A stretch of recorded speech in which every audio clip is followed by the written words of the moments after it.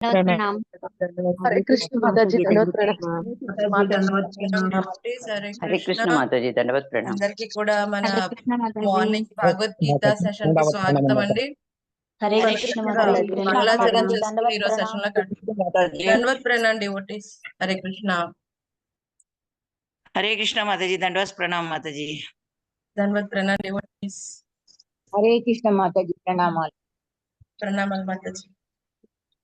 बलदेव जगन्नाथ सुभद्रा मैया की जय, सुदर्शन भगवान की जय, निताई गौर प्रेमानंदे हरि हरि हरि हरि बोल। राधा बेंगलुरेश्वर की जय। ज्ञानतिमिरान्धस्य ज्ञानाञ्जनशलाकया चक्षुरुन्मीलितं येन तस्मै श्रीगुरवे नमः। नमो ओं विष्णुपादाय कृष्णपृष्ठाय भूतले श्रीमते भक्तिवेदान्त स्वामिन् इति नामिने। नमस्ते सरस्वते देवे गौरवाणी प्रचारिणे निर्विशेषा शून्यवादी पाश्चात्य देशतारिणे। जय श्री कृष्ण चैतन्य प्रभु नित्यानंद श्री अद्वैता गदाधर श्रीवसादि गौर भक्त वृंदा। हरे कृष्णा कृष्ण कृष्णा हरे हरे, हरे राम राम राम हरे हरे। హరే కృష్ణ. సో మనం 14వ అధ్యాయం ప్రకృతి త్రిగుణములు చివరి సెక్షన్ లో ఉన్నాం కదండి. ఈ రోజు మనం 21 నుంచి 25 శ్లోకాలు తెలుసుకునే ప్రయత్నం చేద్దాం. అర్జునోవాచ కైర్లింగైత్రీన్ గుణానేతాన్ అతీత భవతి ప్రభో కిం ఆచార కథం ఏతాన్ త్రీన్ గుణాన్ అతివర్తతే. అర్జునుడు ప్రశ్నించను, హే ప్రభు, ఈ త్రిగుణములకు అతీతుడైన వాడు ఏ లక్షణముల ద్వారా తెలియబడును? అతని ప్రవర్తన మెట్టిది? ప్రకృతి త్రిగుణములను అతడు ఏ విధముగా అధిగమించును? శ్రీ భగవానువాచ ప్రకాశం చ ప్రవృత్తిం చ మోహమేవ చ పాండవ నద్వేష్టి సంప్రవృత్తాని న నివృత్తాని కాంక్షతి ఉదాసీనవదాసీనో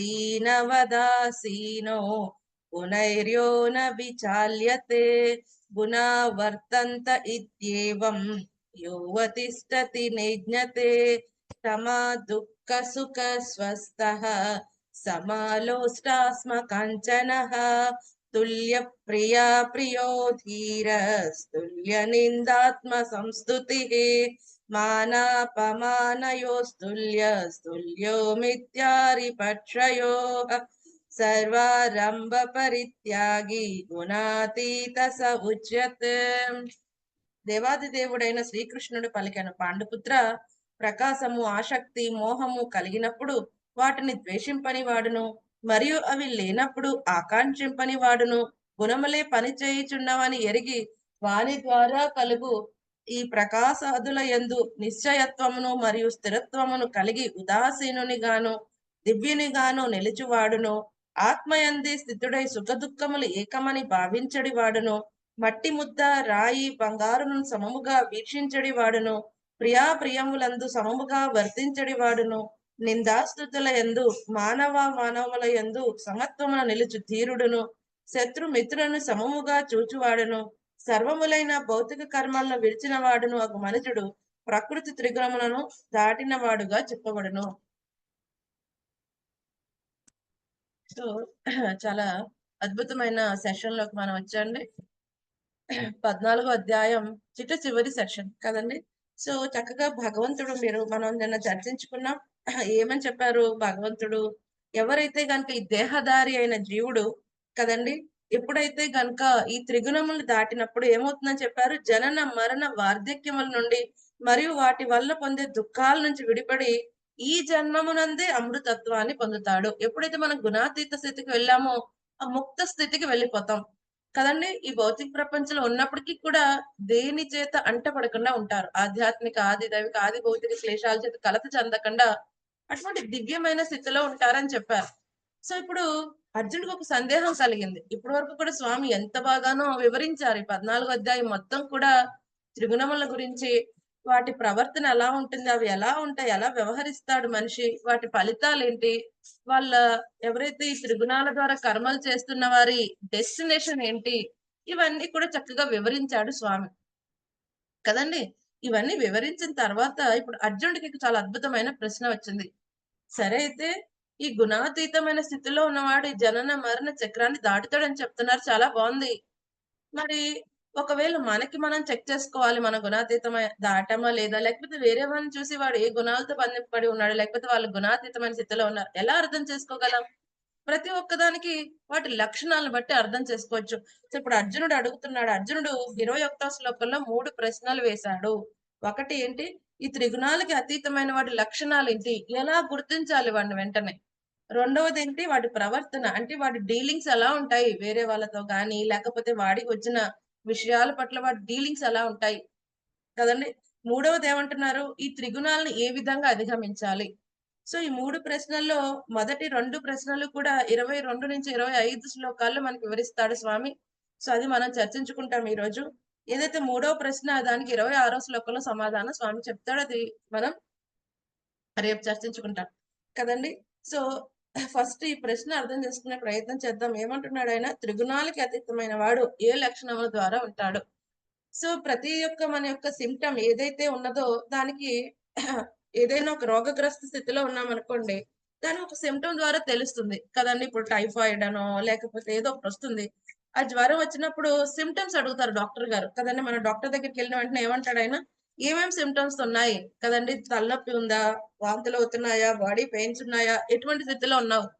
మన యొక్క సిమ్టమ్స్ ని బట్టి మన యొక్క శరీర యొక్క స్థితిని చెప్తారు కదండి. అలాగే మన యొక్క ఆరోగ్య స్థితిని వెల్లడించి దాని తగ్గట్టుగా మనకి ట్రీట్మెంట్ అనేది ఇస్తారు కదండి. సో అలాగే ఇక్కడ మన యొక్క స్థితి ఏంటి ఎలా తెలుస్తుంది, ఆ జీవుడు చూపించే లక్షణాలను బట్టి వాడు గుణాతీతమైన స్థితిలో ఉన్నాడా, లేకపోతే ఏదైనా గుణంతో బాధపడుతున్నాడా అని అర్థం చేసుకోవచ్చు. అందుకని ఇంత వివరణ ఇస్తున్నారు. సో ఇప్పుడు అర్జునుడు అడిగేది ఏంటి, సరే అయితే ఎలా గుర్తుపట్టాలి త్రిగుణాతీతమైన వాడి యొక్క లక్షణాలు ఎలా ఉంటాయి అది అడుగుతున్నారు కదండి. ఇప్పుడు ధనికుడు అన్న వాడిని ఎలా గుర్తిస్తారు, మహా అయితే వాడు వేసుకునే ఆభరణాలు, వాడు వేసుకునే వాడు వాడే వెహికల్స్ ని బట్టి అలా గుర్తించవచ్చు.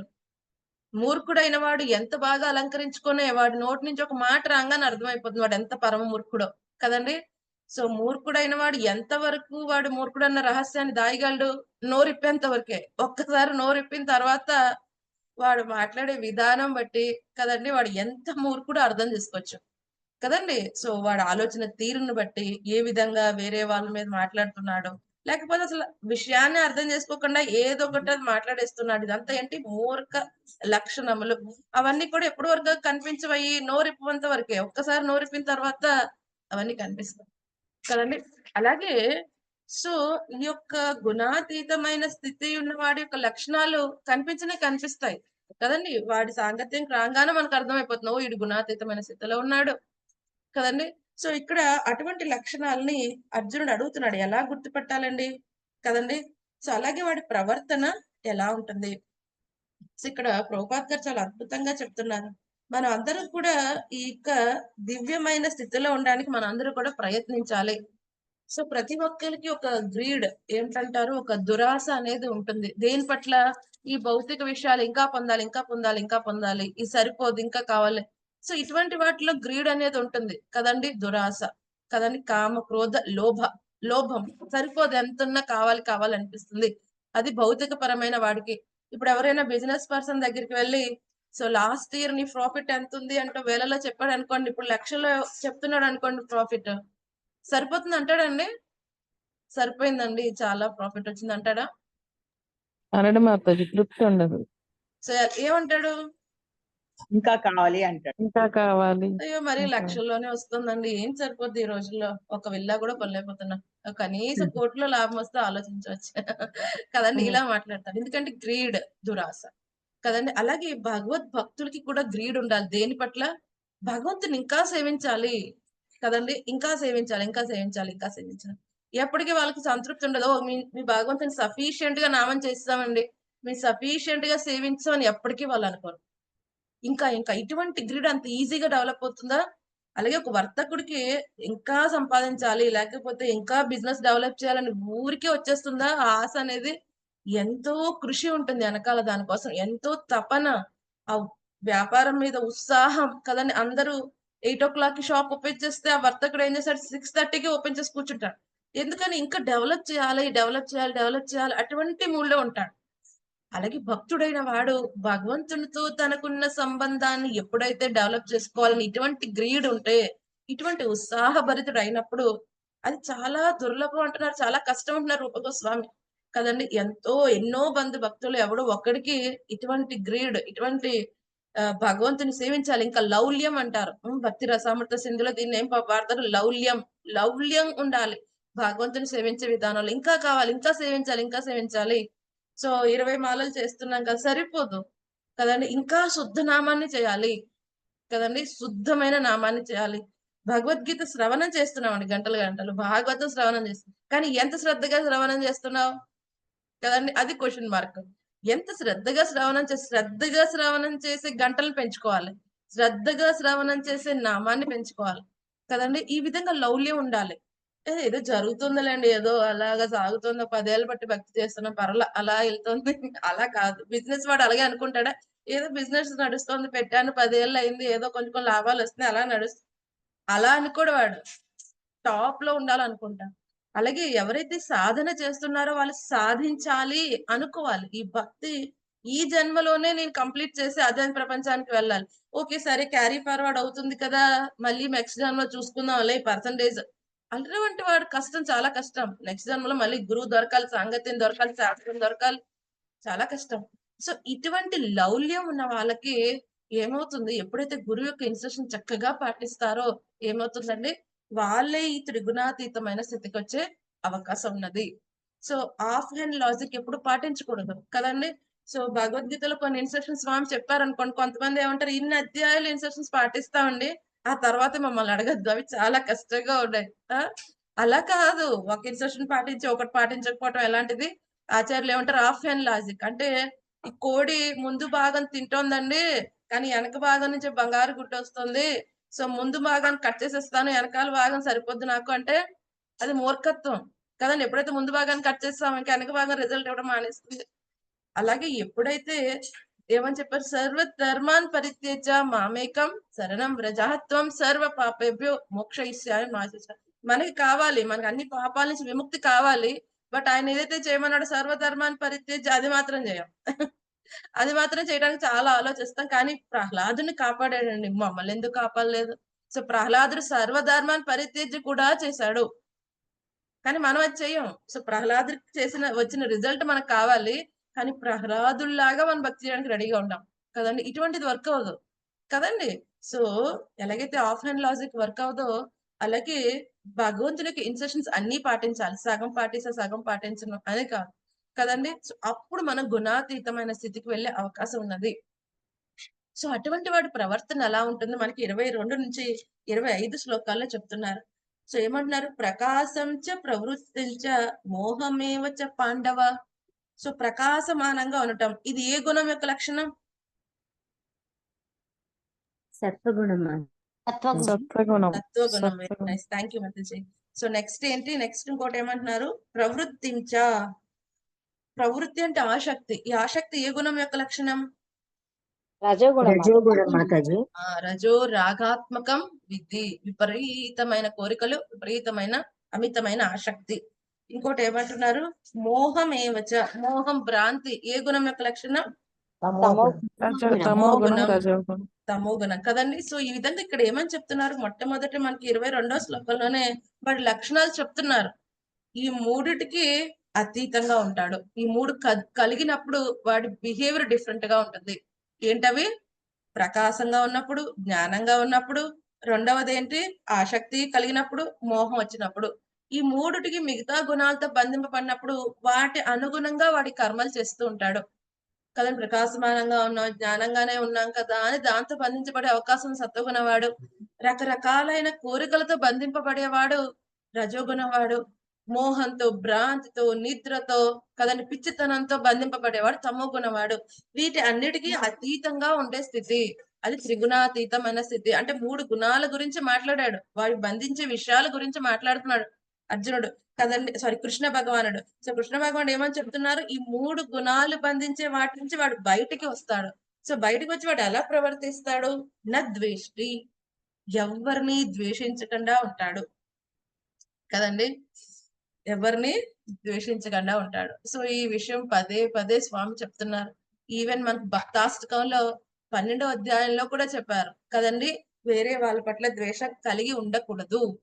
ఎందుకంటే ఈ కామ, క్రోధ, లోభ, మోహ, మదం, ఆశ్చర్యాల్లో మిగతా 5టిని వేరే విషయాల్లో భగవంతుని సేవలో ఏదో విధంగా ఉపయోగించవచ్చేమో గాని ఈ యొక్క ద్వేషం అన్న దాన్ని ఉపయోగించలేం కదండి. ఒక్కోసారి ఇది బయటికి కనిపిస్తుంది వెరీ గ్రాస్ గా, ఎస్ గుర్తించగలం, ఈ పర్సన్ చాలా ద్వేషిస్తాడు అని డైరెక్ట్ గా గ్రాస్ గా కనిపిస్తూ ఉంటుంది.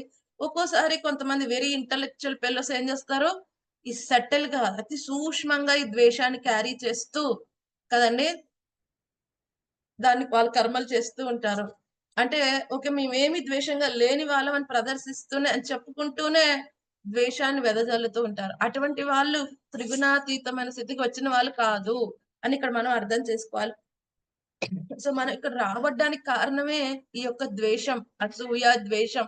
భగవంతుడి పట్ల ఎంతో అసూయ చెంది, ఓ అన్ని నీకే చేయాలా సేవలు, నాకేమీ లేవని ఎప్పుడైతే ఆయన పట్ల అసూయ చెందే మనం ఇక్కడికి వచ్చాం భౌతిక ప్రపంచానికి. ఇక్కడికి వచ్చిన తర్వాత కూడా అదే కంటిన్యూ చేస్తే ఏమవుతుందండి, ఈ యొక్క భౌతిక ప్రపంచంలో మన యొక్క ఏదైతే డ్యూరేషన్ ఉండాల్సిన సమయాన్ని మనకు మనంగా పెంచుకున్న వాళ్ళం అవుతాం కానీ అది తగ్గించి బయటపడే అవకాశమే లేదు కదండి. అందుకని ద్వేషం లేకుండా ఉండబట్టున్నాడు. సో ఎప్పుడైతే మనకి ద్వేషం ఎప్పుడు వస్తుంది, ఎవరి పట్ల మనకి ద్వేషం వస్తుందండి సహజంగా? మనకంటే ఎక్కువ స్థాయిలో ఉంటే అసూయ ద్వేషాలు వస్తాయి మనకు. ఓకే, ఇంకా మనకంటే మనల్ని అన్నిట్లో బాధ ఎక్కువగా ఉన్నట్టు పెట్టి మనకి ఇప్పుడు హాని చేసిన వాళ్ళ అంబానీ పట్ల గారి కూడా నీతా అంబానీ గారి మీద ద్వేషం ఉందా ఇప్పుడు మనకి? లేదు మాతాజీ. మనకి కానీ హాని ఎవరి మీద కలిగించే వాళ్ళ ద్వేషం పట్ల. ఉంది?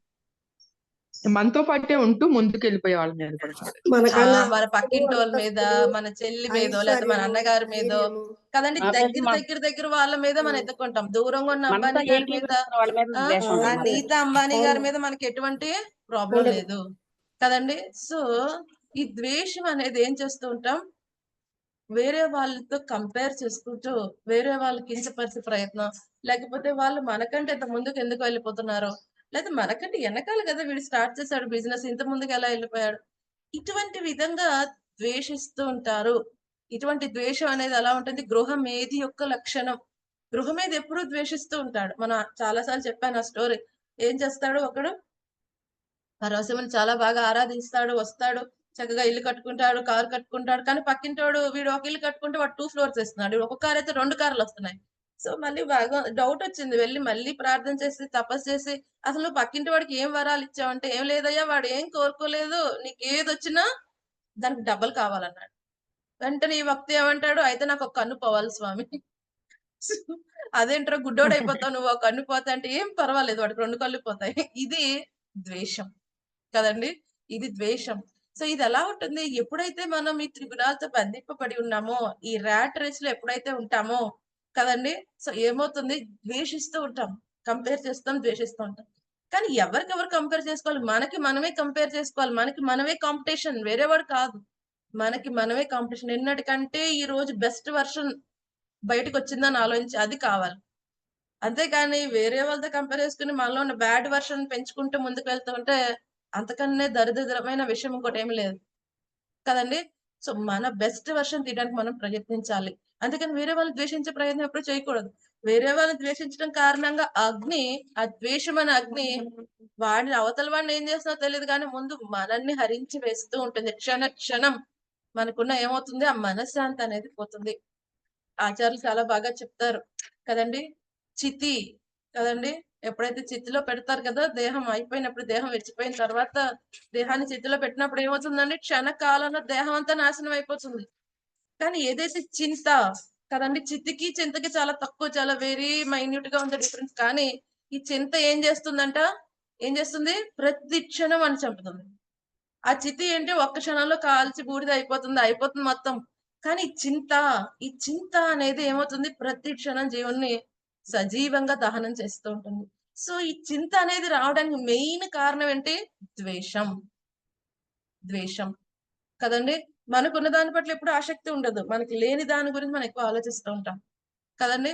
సో వేరే వాళ్ళకి వాళ్ళ చెప్పుల్లో వాళ్ళ షూస్ లో మనం కాలు పెట్టినప్పుడు అర్థమవుతుంది వాళ్ళకున్న సమస్యలు ఏంటి, వాళ్ళ పరిస్థితి ఏంటి, వాళ్ళు ఎందుకు అలా వ్యవహరించి ఉండవచ్చు. బట్ మనం ఏం చేస్తాం, మన ఓన్ వేలో ఆలోచిస్తూ మనం ద్వేషించే ప్రయత్నం చేస్తూ ఉంటాం. ఇది చాలా దురదృష్టకరమైన విషయం కదండి. ఒక్కోసారి మనం భక్తి జీవితంలోకి వచ్చిన తర్వాత కూడా వేరే వాళ్ళందరినీ విడిచిపెట్టిన భక్తుల పైన ద్వేషం కురిపిస్తూ ఉంటాం. ఏదో పెద్ద వరప్రసాదాల్లాగా కురిపిస్తూ ఉంటాం. ఆ విధంగా ఏమవుతుంది, ఈ వైష్ణవ అపరాధం అయిపోతూ ఉంటుంది. వెంటనే మనం భక్తి జీవితంలో పడిపోతూ ఉంటాం. సో ఈ ద్వేషం అనేది వెరీ డేంజరస్ క్వాలిటీ. సో ఇప్పుడు కామం అనుకోండి, రకరకాల కోరికలు. ఓకే, భౌతిక పరమైన కోరుకోవద్దు, ఆధ్యాత్మిక పరమైన కోరుకోవచ్చు కదండి. క్రోధం భౌతిక విషయాల పట్ల చూపించకపోయినా, భౌతిక పరమైన వాటి గురించి క్రోధం తెచ్చుకోకపోయినా, ఎవరైతే ఎక్కడైతే భగవంతుణ్ణి అలాగే వైష్ణవ నింద జరుగుతుందో అప్పుడు మన కోపాన్ని వ్యక్తపరచవచ్చు. హనుమంతుల వారు వ్యక్తపరిచారు కదా, ఆ విధంగా మనం వ్యక్తపరచవచ్చు. కోపానికి కూడా ఒక ప్రదేశం ఉంది. అలాగే లోభం, ఇప్పుడే చెప్పుకున్నాం. రూప గోస్వామి ఏమని చెప్పారు, లౌల్యం ఉండాలి భక్తి సేవలో ముందుకు వెళ్ళడానికి. సో అక్కడ కూడా దీన్ని ఉపయోగించవచ్చు. కానీ ద్వేషానికి ఎక్కడ ప్లేస్ లేదు కదండి. ఆ ద్వేషం అనేది ఏదైతే క్వాలిటీ ఉందో అది ఆధ్యాత్మిక ప్రపంచంలో చెల్లదు కాబట్టి దాన్ని ఇక్కడ విడిచిపెడితేనే మనం అక్కడికి వెళ్ళగలం. అందుకని గుణాతీతమైన వాడి యొక్క లక్షణం ఏంటి, నద్వేష్టి, ఎవరిని ద్వేషించకుండా ఉంటాడు. సో రెండవది ఏమంటున్నారు, అవి లేనప్పుడు ఆకాంక్షింపని వాడు. అంటే ఏదైనా వస్తువులు గాని, ఏదైనా విషయములు గాని కదండి, ఆ భౌతిక పరమైన ఫెసిలిటీస్ గాని ఏమైనా లేనప్పుడు కూడా వాటిని ఆకాంక్షించడు. వాటి పట్ల ఆసక్తి ఉండదు కదండి. సో ఆసక్తి ఉండదంటే మనకి భగవద్గీతలో కూడా స్వామి చాలా సార్లు చెప్పారు, నశోచతి నా కాంక్షతి. సో వాడికి ఎవ్వరి పట్ల ద్వేషం ఉండకూడదు, ఏ విషయం పట్ల ఆసక్తి ఉండకూడదు. ఎలా వ్యవహరించాలి, భగవద్గీతలోనే 3వ అధ్యాయం 30వ శ్లోకంలో చెప్పారు. అదేంటి, భగవద్గీత ప్రయోజన శ్లోకం. ఏమని చెప్పారు, మయి సర్వాణి కర్మాని సన్యస్యాధ్యాత్మ చేతస నిరాశి నిర్మమో భూత్వ యుద్ధస్య విగత జ్వర. ఏమన్నారు, ఎటువంటి ఫలాపేక్ష లేకుండా మమత్వమును విడిచి నాకు కర్మలన్నీ కూడా సమర్పించు అని అన్నారు కదండి. సో నిరాశి నిర్మమో భూత్వ, ఎటువంటి ఆసక్తి ఉండకూడదు. మనం చేసేవన్నీ కూడా భగవత్ ప్రీత్యర్థం చేయాలి, ఎటువంటి ఫలాపేక్ష రహితంగా ఉండాలి. ఆ రిజల్ట్స్ పట్ల మనకి ఎటువంటి ఆసక్తి ఉండకూడదు. ఇప్పుడు ఈ సేవ చేసేసాను అనుకోండి, అందరూ గ్లోరిఫై చేసేయాలి నన్ను. ఇప్పుడు ఈ సెక్టర్ లీడర్ వచ్చి నన్ను శభాష్ అనాలి అందరి ముందు. లేకపోతే ఏదైనా ప్రోగ్రామ్ చేస్తున్నాం, ఆ ప్రోగ్రామ్ లీడర్ మనం ఎప్పుడు పొగుడుతూ ఉండాలి కదండి. ఇటువంటి వాటి కోసం మనం ఎప్పుడు సేవ చేయకూడదు కదండి. సో ఫలితాలను ఆశించి చేయటం అనేది చాలా అది దురదృష్టకరమైన విషయం కదండి. అంతకంటే ఇంకా వేరే దురదృష్టకరమైన విషయం ఉండదు జీవుడి విషయంలో. కాబట్టి ఫలితాలకి ఆశించకుండా తన యొక్క 100% ఇవ్వాలి.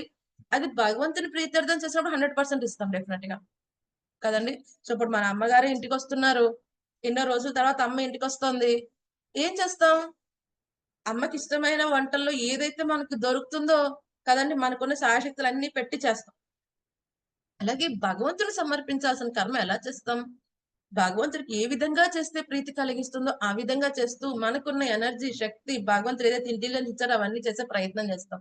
ఎట్ ద సేమ్ టైం ఎలా ఉండాలి, ఆయన ప్రీత్యర్థం చేయాలి, ఆసక్తి ఉండకూడదు. ఎప్పుడైతే అందులో మన ఇంద్రియ తృప్తి వెతుక్కుంటున్నాం అక్కడే ఆసక్తి అనేది వస్తుంది. సో ఏదైనా ఒకటి చేస్తున్నప్పుడు మనకి ఏదైనా డిసాటిస్ఫాక్షన్ వస్తుంది కదండి. సో దాని నుంచి ఏదైనా డిసాటిస్ఫాక్షన్ వస్తుందంటే సమ్ ఎక్స్పెక్టేషన్ నువ్వు పెట్టుకున్నావు కాబట్టి డిసాటిస్ఫాక్షన్ వస్తుంది. ఓన్లీ ఒక ఎక్స్పెక్టేషన్ ఉండాలి, నేను చేసింది గురువుకి కృష్ణ భగవానికి సంతృప్తి కలిగించాలి, ఇంత తప్ప వేరే ఏ ఎక్స్పెక్టేషన్ ఉండకూడదు, వేరేది ఏది ఆశించకూడదు. ఈ విధంగా మనం చేయాల్సి ఉంటుంది కదండి. సో ఇక్కడ ఏమన్నారు, నిరాశి నిర్మమో భూత్వ. మనం చాలాసార్లు ఈ ఎగ్జాంపుల్ చెప్పుకున్నాం, 3వ అధ్యాయం చెప్పుకున్నప్పుడు కూడా ఎగ్జాంపుల్ చెప్పుకున్నాం. ఎప్పుడైతే ఈ బ్యాంక్ ఎంప్లాయీ ఉంటాడో, సో బ్యాంక్ ఎంప్లాయీ ఏం చేస్తూ ఉంటాడు, బ్యాంక్ లో ఎప్పుడైతే తను జాబ్ చేస్తున్నప్పుడు చాలా మంది ఏం చేస్తారు, పొద్దు నుంచి కొంతమంది వచ్చి మనీ అమౌంట్ డిపాజిట్ చేస్తూ ఉంటారు, కొంతమంది డ్రా చేసుకుని వెళ్తూ ఉంటారు.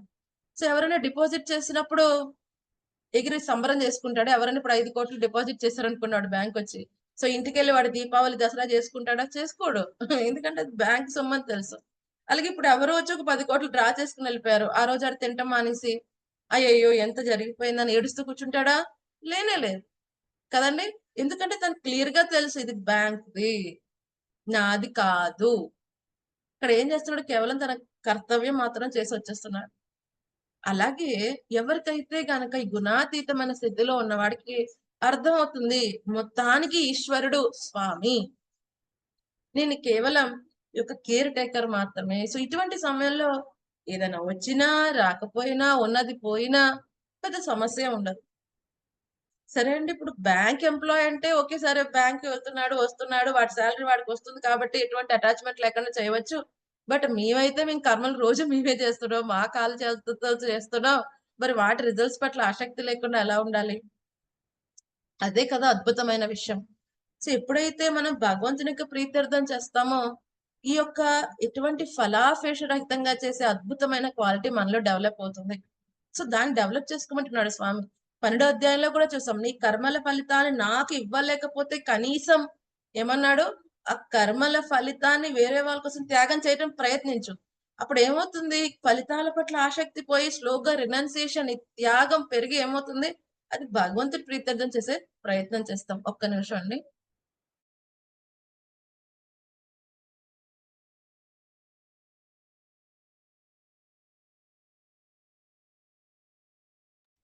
సో అయితే మరి అన్ని లేని వాళ్ళైతే ఈజీగా డిశ్చార్జ్ అయిపోవచ్చండి కదండి, ఉన్న వాళ్ళకైతే విడిచిపెట్టడం కష్టం.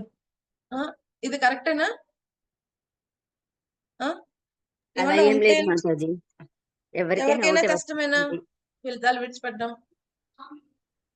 సాధన చేయాలి మాతాజీ. కోటీశ్వరుడికి అయితే కష్టం అండి, బిచ్చగాడికి అయితే ఈజీయా ఆసక్తి లేదు లేకుండా మాతాజీ. ఉండటం? అందరికీ ఒకలాగే అందరికీ ఒకటే ఉంటుంది మాతాజీ. ఆయన దగ్గర నుంచి మనం సహాయం తీసుకున్నప్పుడు ఆయనకు మనము చెయ్యాలి. ఆసక్తి లేకుండా ఉండటం కొంతమందికి ఈజీ, కొంతమంది కష్టంగా ఉంటుందా? లేదు, ఎవరైనా దీన్ని సాధన ద్వారానే సాధించాలి, ఆసక్తి లేకుండా ఉండటం అనేది కదండి. ఒకసారి బిచ్చగాడు రోడ్డు మీద పడుకుని ఆ బిచ్చం అయితే పాత్రను గట్టిగా పట్టుకుని పడుకున్నాడు అనమాట. సో అప్పుడే కొంతమంది ఎన్జిఓ కార్యకర్తలు వీళ్ళందరూ కూడా చాలా అందరికి కూడా దుప్పట్లు, వాళ్ళకి కావాల్సిన వసతులు అన్ని ఇస్తున్నారు, అన్ని డిస్ట్రిబ్యూట్ చేసుకుంటూ వెళ్తున్నారు. సో అందరూ చక్కగా తీసుకుని చాలా ఆనందంగా పెట్టుకుని ఆ రోజు చక్కగా హ్యాపీగా నిద్రపోతుంది. కానీ ఒక వ్యక్తి, ఒక బిచ్చగాడు మాత్రం ఏం చేస్తున్నాడు, ఆ బిచ్చ పాత్రను గట్టిగా పట్టుకుని పడుకుంటున్నాడు.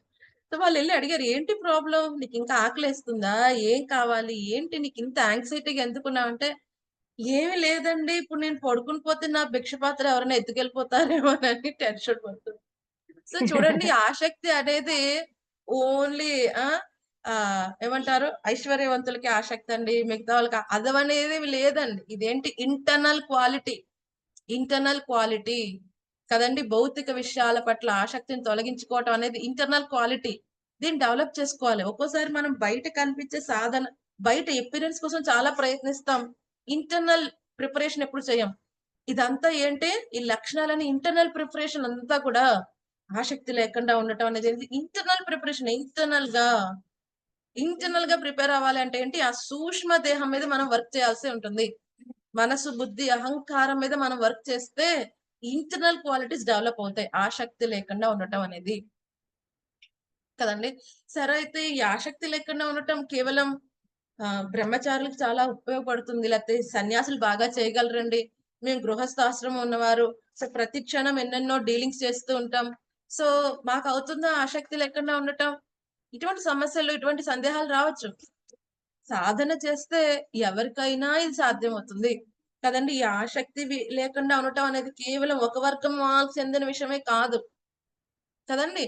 సో మన రామానుజాచార్యుల వారికి చాలా మంది శిష్యులు ఉన్నారు, గృహస్థ శిష్యులు ఉన్నారు, బ్రహ్మచారులు ఉన్నారు, సన్యాస శిష్యులు ఉన్నారు.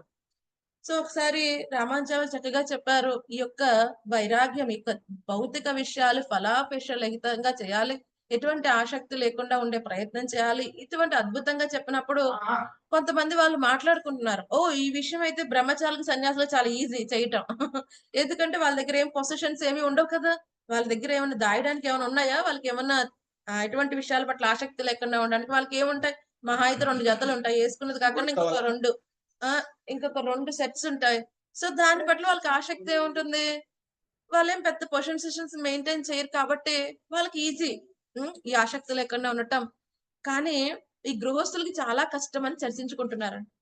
రామానుజాచార్యులు అన్నారు, ఇప్పుడే కదా నేను చెప్పాను, ఎవరైతే ఈ యొక్క విశుద్ధ భక్తి చేస్తారో అటువంటి వాళ్ళకి మనం ఎంత లెవెల్లో భగవంతుడి పట్ల ఆకర్షణ పెంచుకుంటూ ఉంటామో అంతే లెవెల్లో భౌతిక విషయాల పట్ల, భౌతిక పొసెషన్స్ పట్ల కదండి, ఐశ్వర్యాల పట్ల, వస్తువుల పట్ల, వ్యక్తుల పట్ల ఆ యొక్క ఆసక్తి అనేది తగ్గిపోతూ ఉంటుంది. నేను క్లియర్ గా చెప్పాను కదా, ఇది ఏమి జాతి, లింగ, భేద ఎటువంటి సమస్య ఉండదు దీనికని. అయినప్పటికీ వీళ్ళు ఇలా ఆలోచిస్తున్నారేంటి, సరే అయితే వీళ్ళకి ఒక విషయం తెలియచేయాలని ఆయన అనుకున్నారండి. సో కొంతమంది బ్రహ్మచారుల్ని పంపిస్తారు. ఏమంటే ఒక సన్యాసాశ్రమానికి, అక్కడ ఎవరి సన్యాసులందరూ ఒక చోట ఉంటారు కదా, ఆ సన్యాసాశ్రమానికి వెళ్ళి సరేనయ్యా ఏం చేస్తావంటే, రేపు ఎగ్జాక్ట్ గా వీళ్ళందరూ స్నానం చేసి వచ్చే సమయానికి నువ్వేం చేయాలంటే వాళ్ళ యొక్క బట్టలు అటు ఇటు మార్చేసాయి. వీళ్ళ బట్టలు వాళ్ళ ప్లేస్ లో, వీళ్ళ బట్టలు వాళ్ళ ప్లేస్ లో పెట్టేసాయి. అండ్ అక్కడ ఏం జరుగుతుందో చూసి రండి కదండి. సో ఏం చేస్తున్నారు ఇప్పుడు, సన్యాసులందరూ ఒకళ్ళొకళ్ళు దెబ్బలాడుకోవడం ప్రారంభించారు. ఓ నా బట్ట నువ్వు తీసుకుంటావా, నీ బట్ట నేను తీసుకోవాలా, ఈ విధంగా దెబ్బలాడేసుకుంటున్నారు. వాళ్ళకు ఉన్నది ఒకటో రెండో డ్రెస్సులు అంతే. కానీ వాళ్ళు ఏం చేస్తున్నారు, దాని పట్ల ఎంతో ఆసక్తి, ఇది నాది, ఈ కమాండలో నాది, ఈ బట్ట నాది, ఇలా ఇలా దెబ్బలాడుకుంటున్నారు. ఫుల్ ఫైట్ అవుతుంది, పెద్ద హంగామా జరిగిపోతుంది సన్యాసాశ్రమం. వీళ్ళు చూసి అబ్జర్వ్ చేసి వస్తారు. అదే రోజు రామానుచారి వారు తన యొక్క ఇంకా గృహస్థ కప్పులు, ఆయన ఎవరంటే ఆయన గృహస్థ కప్పుల దగ్గరికి వెళ్ళి ఏం చెప్తారు, వాళ్ళు ఇంట్లో ఉన్న అతి అమూల్యమైన విషయాన్ని మీరు దొంగలించి తీసుకురండి. దొంగలించి తీసుకురావటమే కాదు, దొంగలించి అక్కడ వెయిట్ చేస్తూ ఉండండి. అది పోయినప్పుడు వాళ్ళ ఫీలింగ్స్ ఎలా ఉన్నాయి అది నాకు చెప్పండి అని చెప్తారనమాట. సరే అని వాళ్ళు అలాగే ప్రయత్నిస్తారు. సో ఏమవుతుంది, సో ఎప్పుడైతే ఈ గృహస్థ కప్పుల దగ్గరికి వెళ్ళినప్పుడు ఆ వ్యక్తి ఎప్పుడైతే బయటికి వెళ్తాడో వాళ్ళ భార్య నిద్రిస్తూ ఉంటుంది. సో వీళ్ళు ఏం చేస్తారో, ఆవిడ మెడలో నెక్లెస్ ఉంటుంది, చేతులకి గాజులు ఇవన్నీ ఉంటాయి. సో వాళ్ళు ఆవిడని టచ్ చేయకుండా అవి తీసేసే ప్రయత్నం చేస్తారు. సరే అయితే ఒక సైడ్ అంతా తీసేస్తారు. సో ఆవిడ ఏమవుతుంది, మళ్ళీ రెండో సైడ్ కి కదులుతుంది అనమాట. సో ఎప్పుడైతే రెండో సైడ్ కి కదులుతుందో వెంటనే వాళ్ళ అమ్మో ఈవిడికి ఏమన్నా మెలకు వచ్చేసిందేమో అని చెప్పేసి వాళ్ళు అక్కడి నుంచి వెళ్ళిపోతారనమాట. సో వెళ్ళిపోయి అప్పుడు పక్కన వాళ్ళు చెప్పారు కదా, ఈ ధనుర్దాస ఇంటి కిటికీ పక్కనే నుంచుని వాళ్ళు వింటారు అసలు ఏం జరుగుద్ది వీళ్ళ ఇంట్లో డిస్కషన్. ఇప్పుడు పోయినాయి కదా అమూల్యమైనవని వాళ్ళు వెయిట్ చేస్తూ ఉంటారు. సో అప్పుడు ఎప్పుడైతే మళ్ళీ ధనుర్దాస బయట నుంచి ఇంటికి రాగానే ధనుర్దాస వాళ్ళ వైఫ్ చాలా యాంగ్జైటీగా ఉంటుంది. అప్పుడు ఆయన అడుగుతారు, ఏం జరిగింది, ఎందుకు ఎంత యాంగ్జైటీగా ఉన్నావు అంటే, లేదండి ఇప్పుడు మన ఆశ్రమంలో, గురువు గారి ఆశ్రమంలో ఏవైనా ఫైనాన్షియల్ ప్రాబ్లమ్స్ ఏమైనా ఉన్నాయా అంటే, ఎందుకు అలా అడుగుతున్నావు అంటే, ఇలా శిష్యులు వచ్చారు మళ్ళీ ఇలాగా దొంగలించే ప్రయత్నం చేశారు. సో నేను ఎప్పుడైతే ఇలా రెండో సైడ్ తిరిగానో వాళ్ళు వెళ్ళిపోయారు. నాకు తెలిసి ఏమీ లేవు. అయినా సరే ఒకవేళ అయినా నీకేమన్నా పిచ్చా? ఎందుకు రెండో సైడ్ తిరిగావు? సైలెంట్‌గా పడుకొని ఉండలేవా అంటే, లేదండి నేను ఇటు సైడ్ తీసేసుకున్నారు కదా, ఇటు సైడ్ కూడా తిరిగితే ఇటు సైడ్ కూడా తీసుకుంటారని నేను తిరిగాను. కానీ వాళ్ళు నాకు మెలుకువొచ్చిందని ఎళ్ళిపోయారు. అప్పుడు ధనుర్దాస్ చెప్తాడు, అయితే నువ్వు ఇంకో విషయం చేయొచ్చు కదా! పరిగెత్తి పరిగెత్తెళ్లి ఇవి కూడా తీసుకోనని ఇవ్వచ్చు కదా! వాళ్ళకి ఎటువంటి సమస్యలున్నాయో ఏంటో! నువ్వెందుకు ఇలా చేసావు అని చెప్పి వాళ్ళిద్దరూ డిస్కస్ చేసుకుంటూ ఉంటారు. సో, ఈ బ్రహ్మచారులు ఆ విషయం అంతా తీసుకొని వెళ్ళి, అప్పుడు మళ్ళీ ఆ సన్యాసాశ్రమంలో ఏం జరిగింది, గృహస్థాశ్రమంలో ఈ కపుల్‌ది ఏం జరిగింది అంత వివరాలు చెప్తారు. అప్పుడు రామానుజాచార్యుల వారు మళ్ళీ అందరికి పెద్ద ఓపెన్ ప్రవచనం పెట్టేప్పుడు చెప్తారన్నమాట. ఇది జరుగుతుంది. ఇప్పుడైనా మీకు అర్థమైందా? ఈ ఆసక్తి అనేది అది ఇంటర్నల్‌గా డెవలప్ అయ్యే అద్భుతమైన క్వాలిటీ. అది ఎటువంటి ఆశ్రమం వారికి సొత్తు కాదు. ఓకే. గృహస్థాశ్రమం వాళ్ళకి ఆసక్తి ఉండనే ఉంటుంది. అటువంటిదేమీ లేదు. ఎప్పుడైతే మనం గురువు చెప్పిన ఇన్‌స్ట్రక్షన్ చక్కగా పాటిస్తాం, ఎప్పుడైతే కృష్ణ కథ శ్రద్ధగా శ్రవణం చేస్తాం, అప్పుడు ఏమవుతుంది, ఆటోమేటిక్ గా భగవంతుడి పట్ల ఆసక్తి వస్తుంది. ఈ భౌతిక విషయాల పట్ల వైరాగ్యం వస్తుంది. ఎవరైతే విన్నాం అనుకుని వినట్లేదు అటువంటి వాళ్ళకి వైరాగ్యం రాదు. వింటారు వాళ్ళు 10 సంవత్సరాలు కాదు 100 సంవత్సరాలు విన్నా వాళ్ళు శ్రద్ధగా గురుముఖత శ్రవణం చేయనప్పుడు వాళ్ళలో ఈ యొక్క భౌతిక విషయాల పట్ల వైరాగ్యం, భగవంతుడి పట్ల ఆసక్తి అనేది డెవలప్ అవటం అసాధ్యం కదండి. సో ఈ విధంగా ఈ ఆసక్తి విడిచిపెట్టడం అనేది ఒక అద్భుతమైన లక్షణం. అవి ఇంటర్నల్ క్వాలిటీస్, అవి బయటకి ఎప్పీర్ అవుతాయి. ఎలాగైతే ఇప్పుడు జ్వరం ఉంటుంది, లోపల శరీరంలో ఏదో ప్రాబ్లం ఉంది, అది బయటకి ఎప్పీర్ అవుతుంది. ఎలాగా, ఒళ్ళు వేడిగా ఉంటుంది, తలనొప్పి వస్తుంది, ఇవన్నీ లక్షణాలు. సో ఇప్పుడు లోపలికి మెడిసిన్ వేసుకోవాలి నేను, అప్పుడు ఏమవుతుంది, అది క్యూర్ అవుతుంది. అలాగే నేను సాధన చేయాలి. ఈ లోపల ఇంటర్నల్ గా ఉన్న ఏదైతే ఈ చెడు విషయాలు ఉన్నావో, అంటే భౌతిక విషయాల పట్ల ఆసక్తి కదండి, ఇటువంటివన్నిటి మీద మనం సాధన చేసి వాటిని త్యజించాలి. భౌతిక విషయాల పట్ల ఆసక్తి ఇవన్నీ కూడా త్యజించాలి. వేరే వాళ్ళ పట్ల ద్వేషం, ఇవన్నీ త్యజించాల్సిన విషయాలు. అవి త్యజించకపోతే ఇవి లక్షణాల కింద కనిపిస్తాయి, త్యజించిన ఉత్తమ లక్షణాలు కనిపిస్తాయి. ఎలా ఉంటుంది ఇప్పుడు ఎక్కడైనా ఒక అగరబత్తి ఉంటుంది, చాలా సుగంధభరితమైన అగరబత్తి, లేకపోతే మంచి సువాసన వచ్చే ఫ్లవర్స్ ఎవరైనా ఇంత గుంపు తీసుకుని వచ్చి అక్కడెక్కడో చోట పెట్టారనుకోండి, ఏమవుతుంది? ఆ ప్రదేశం అంతా వెంటనే సుగంధభరితం అయిపోతుంది. అలాగే ఈ వ్యక్తి ఎప్పుడైతే వస్తాడో ఒక ప్రదేశానికి, ఇన్ని అద్భుతమైన క్వాలిటీస్ ఉన్న వ్యక్తి, ఈ ప్రదేశం అంతా కూడా ఎంతో అద్భుతంగా శోభాయమానంగా అవుతుంది. దేని వల్ల? ఈ శుద్ధ భక్తుడి యొక్క గుణాలతో అదంతా కూడా విరాజమానం అవుతుంది. ఆ ప్రదేశం అంతా కూడా పవిత్రీకరణ చెందబడుతుంది కదండి.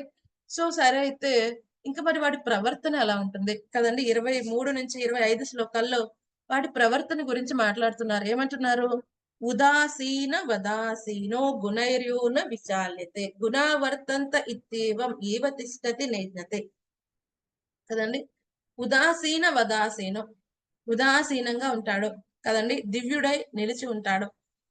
సో ఇటువంటి ఈ యొక్క ప్రకాశాదుల యందు నిశ్చలత్వం మరియు స్థిరత్వమును కలిగి ఉంటాడు. సో ఉదాసీనంగా ఉండాలి అంటే ఎటువంటి పరిస్థితులు వచ్చినప్పటికీ కూడా స్థిరంగా ఉండాలి కదండి. ఎటువంటి పరిస్థితుల్లో అయినా ఉదాసీనం అంటే ఒకేలాంటి మనస్తత్వాన్ని వాళ్ళు ప్రదర్శించగలగాలి. సో దాని గురించిన ఎక్స్టెన్షన్ ఇప్పుడు మనకు చెప్తున్నారు. ఎటువంటి సమయాల్లో ఉదాసీనంగా ఉండాలి?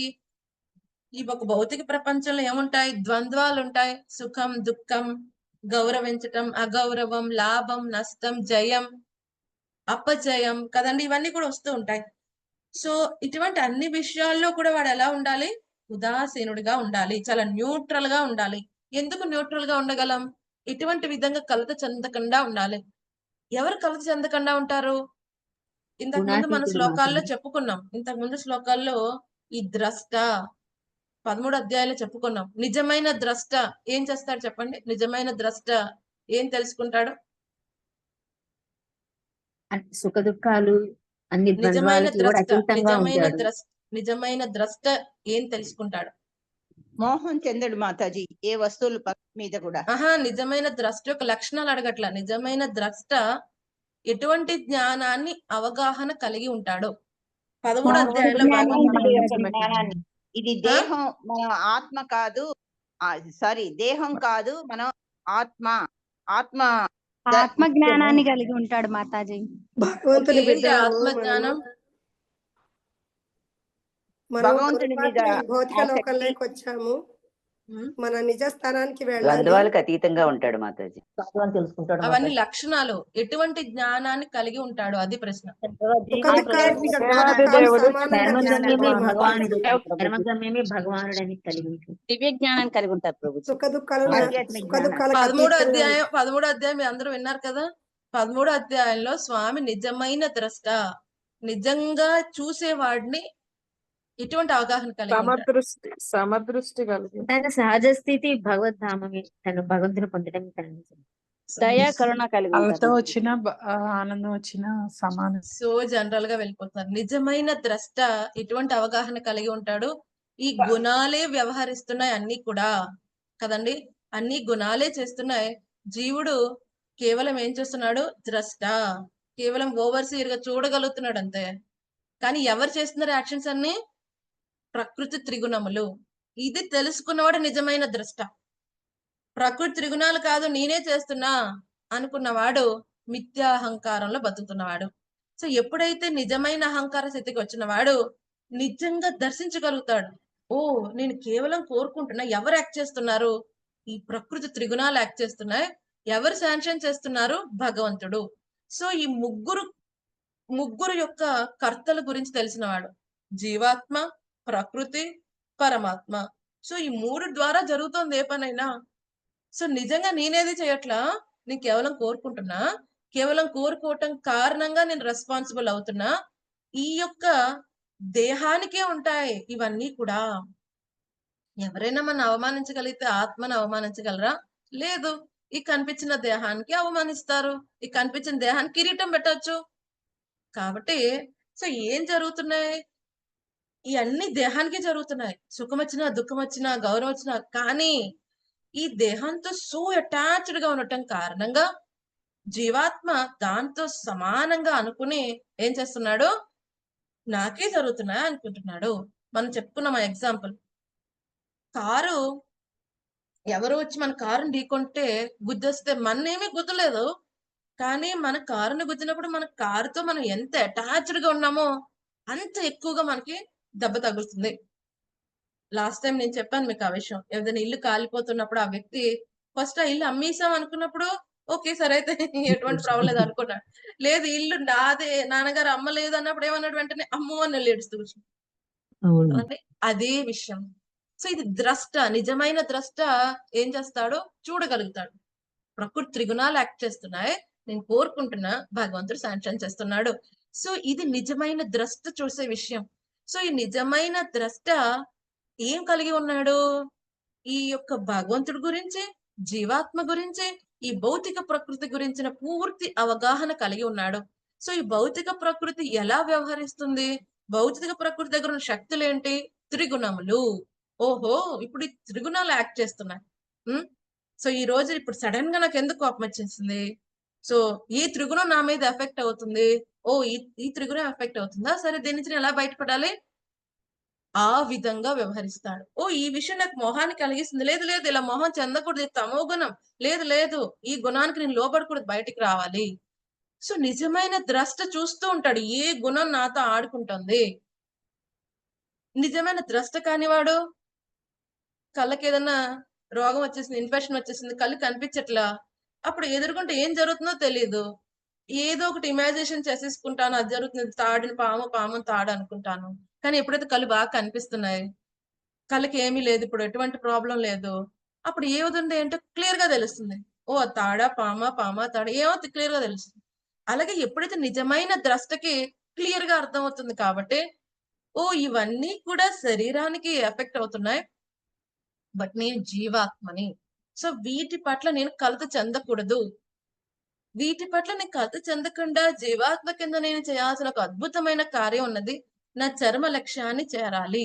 సో ఇటువంటి అవగాహన, ఈ నిజమైన ద్రష్ట ఏం జరుగుతుంది, నిజమైన ద్రష్టకి ఇటువంటి విషయాలతో కలిసెందకని ఉండటం కారణంగా ఎలా ఉంటాడు, ఉదాసీనంగా ఉంటాడు కదా. ఎప్పుడు కూడా ఏమంటాడు, స్థిరత్వాన్ని కలిగి ఉంటాడు కదండి, ఎప్పుడు కూడా స్థిరత్వాన్ని కోల్పోడు. ఓకే సరే అందరూ పొగుడుతున్నారా సరే అయితే అనుకోడు, ఓ అందరూ ఏడిపిస్తున్నారా, నిందిస్తున్నారా, ఎటువంటి విధంగా కృంగిపోడు, ఎప్పుడు కూడా ఉదాసీనంగా ఉంటాడు. ఓ సరే అయితే ఈ రోజు బాగా పొగిడిన వాళ్ళే రేపొద్దున వాళ్ళే బాగా తిడతారు కూడా మనకి. ఈ రోజు ఎవరి వల్ల అయితే మనకి బాగా ఆనందం కలుగుతుందో వాళ్ళే రేపు మనకి పరమ దుఃఖ కారణం అవ్వచ్చు మన జీవితంలో, ఎక్స్పెక్ట్ కూడా చేయలేం కదండి. సో చాలా గ్లోరిఫై చేయవచ్చు ఒక్కోసారి ఎవరైతే అంత గ్లోరిఫై చేస్తారో తీసుకొచ్చి కాలు కింద వేసి నొక్కేస్తారు కూడా. సో ఇవన్నీ ఎలా జరుగుతున్నాయి, ద్వంద్వాలు ఉంటాయి ఇక్కడ. ఒక వ్యక్తి, ఒక సిచ్యుయేషన్, ఒక వస్తువు ఒకేలాగా మనతో వ్యవహరించాలని ఎటువంటి కండిషన్ లేదు ఇక్కడ. ఎందుకంటే ఇక్కడ అన్ని ద్వంద్వాలు ఉంటాయి. అద్భుతమైన ఒక కోట్ ఉంటుంది ఇంగ్లీష్ లో, ఆల్వేస్ చేంజ్ ఈజ్ కాన్స్టెంట్. మార్పు ఎప్పుడు ఉంటుంది మార్పు కాన్స్టెంట్ గా ఉంటుంది కదండి.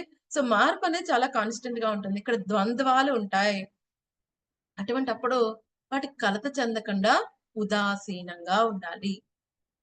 మనం చెప్పుకున్నాం ఈ విషయాన్ని భగవద్గీతలో 2వ అధ్యాయాన్ని పదే పదే స్వామి చెప్తాడు. స్థిరత్వాన్ని మెయింటైన్ చేయి, స్థిరత్వాన్ని మెయింటైన్ చేయి, స్థిరత్వాన్ని మెయింటైన్ చేయి.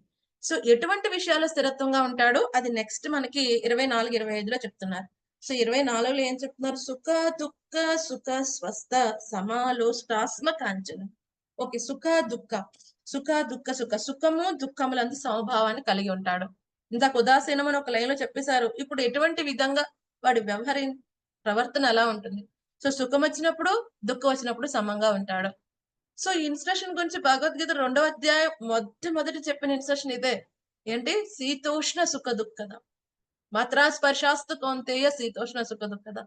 ఎలా వస్తాయి శీత ఉష్ణములు, ఏ విధంగా అయితే వచ్చి వెళ్తూ ఉంటాయి. ఎప్పుడు వేసవకాలమే ఉంటుందా, ఎప్పుడు చలికాలమే ఉంటుందా, లేదు, మార్పు అవుతుంది. అలాగే సుఖం దుఃఖం వచ్చి వెళ్తూ ఉంటాయి, ఏది కాన్స్టెంట్ కాదు. భౌతిక ప్రపంచంలో ఎప్పుడు సుఖంగానే ఉన్నాం అని చెప్పడానికి లేదు, లేదంటే మేము ఎప్పుడు దుఃఖంగానే ఉన్నాం అని చెప్పడానికి లేదు. రెండు ఉంటాయి ఇక్కడ. శీత ఉష్ణములు ఎలా అయితే వచ్చి వెళ్తూ ఉంటాయో. స్వామి ఏమని చెప్పాడు? తితిక్షస్వ భారత, సహించాలని చెప్పాడు ఆయన. మొట్టమొదటి ఇన్స్ట్రక్షన్ భగవద్గీతలో. అదే ప్రతి అధ్యాయంలో రిపీట్ చేస్తాడు స్వామి. కొంచెం ఫార్మేషన్ డిఫరెంట్ అయినా ఇదే చెప్తాడు, ద్వంద్వాలకు అతీతంగా ఉండు. ప్రభుపాద్ గారు చాలా అద్భుతమైన భాషని చెప్పారు 2వ అధ్యాయంలో. అందుకనే భగవద్గీతలో మనం ఒక్క శ్లోకం యొక్క భాషని చక్కగా అర్థం చేసుకున్నా మన జీవితం ధన్యం అయిపోతుంది కదండి. సో అంత అద్భుతంగా భగవంతుడు చెప్పారు, అంతే అద్భుతంగా మన ప్రభుపాద్ గారు కూడా భాషను రాశారు ప్రతిదానికి కదండి. 2వ అధ్యాయంలోనే ప్రభుపాద్ గారు చాలా అద్భుతంగా వివరణ ఇచ్చారు కదండి. ఎలాగైతే శీతాకాలంలో చలి ఎక్కువగా ఉంది అని చెప్పి అమ్మ వండటం మానేస్తుందా, లేకపోతే ఋషులు హిమాలయాల తపస్సు చేయటం మానేస్తారా? లేదు, సహిస్తారు, వాళ్ళు కంటిన్యూ చేస్తారు కదండి. అలాగే వేసవి కాలంలో చాలా పొయ్యి దగ్గరికి వెళ్తే మండిపోతుంది, సరే నేనైతే వండనురా బాయ్ బాయ్ అంటుంది అమ్మ, లేదు, సహిస్తుంది కదండి.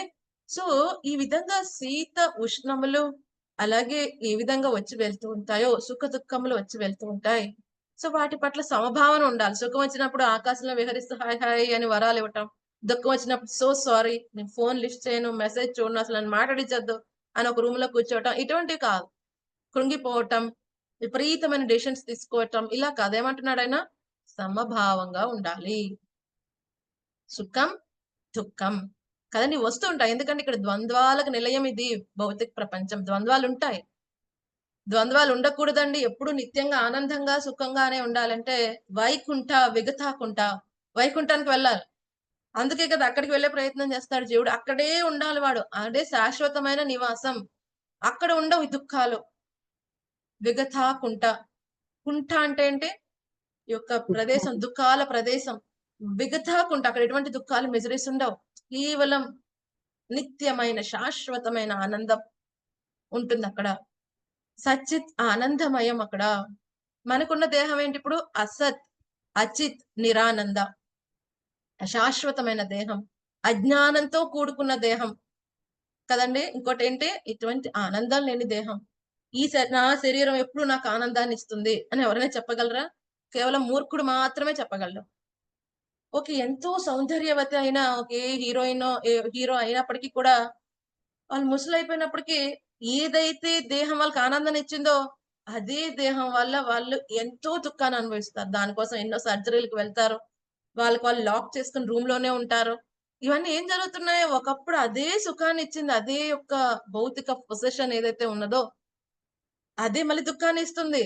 ఇదే భౌతిక ప్రపంచ యొక్క రియాలిటీ కదండి. మనం చూస్తాం చలికాలంలో ఎవరైనా వేడి నీళ్ళు ఇస్తే ఎంత బాగుంది అంటాం. అదే వేసవి కాలంలో ఎవరైనా వేడి నీళ్ళు మనం చేయి పెడితే వాళ్ళకి అంతే అయిపోయింది వాళ్ళ పరిస్థితి కదండి. ఏసీ ఆన్ చేసుకుంటాం వేసవికాలంలో, ఎంతో ఆనందాన్ని ఇస్తుంది మనకి. అదే ఏసీ ఇప్పుడు చలికాలంలో ఎవరైనా ఆన్ చేస్తే పొరపాటున కదండి, లో టెంపరేచర్ పెడితే ఎవరైనా అదే దుఃఖం ఇస్తుంది. అంటే ఒకే విషయం ఒక్కోసారి ఆనందాన్ని ఇస్తుంది, ఒక్కోసారి దుఃఖాన్ని ఇస్తుంది. సో ఎలా ఉండాలి మనం? ఎప్పుడు కూడా సమాన భావంగా ఉండాలి, అదే చెప్తున్నారు. సో నెక్స్ట్ ఏమని చెప్తున్నారు? మట్టి ముద్ద, రాయి, బంగారంను సమముగా వీక్షించాలి కదండి. సో మన శుద్ధ భక్తులు అందరి విషయంలో చూస్తాం. అంబరీష్ మహారాజ్ కానీ, యొక్క ప్రహ్లాద్ మహారాజ్ కానీ, బలి మహారాజ్ కానీ, వీళ్ళందరి విషయాల్లో చూస్తాం.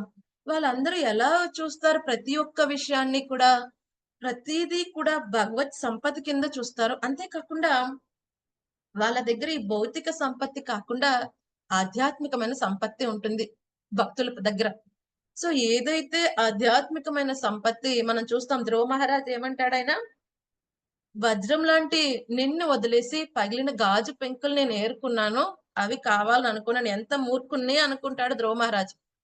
అంటే మనకి ఆల్రెడీ భాగవతం నుంచి నేర్చుకోవాలి. మళ్ళీ మనం అదే ప్రాసెస్ దగ్గరికి వెళ్ళి ఓ వజ్రాన్ని విడిచిపెట్టి ఈ యొక్క గాజు ముక్కలు ఏరుకున్నాను మనం ఫీల్ అవ్వాల్సిన అవసరం లేదు. ఆల్రెడీ లెసన్ లెర్న్డ్ అక్కడ. ఆ లెసన్ తీసుకోవాలి మనం. మనం పగిలిన గాజు పెంకుల వెనకాల వెళ్తున్నామా, లేకపోతే వజ్రం వెనకాల వజ్రాన్ని వదిలేసి వస్తున్నామా కదండి.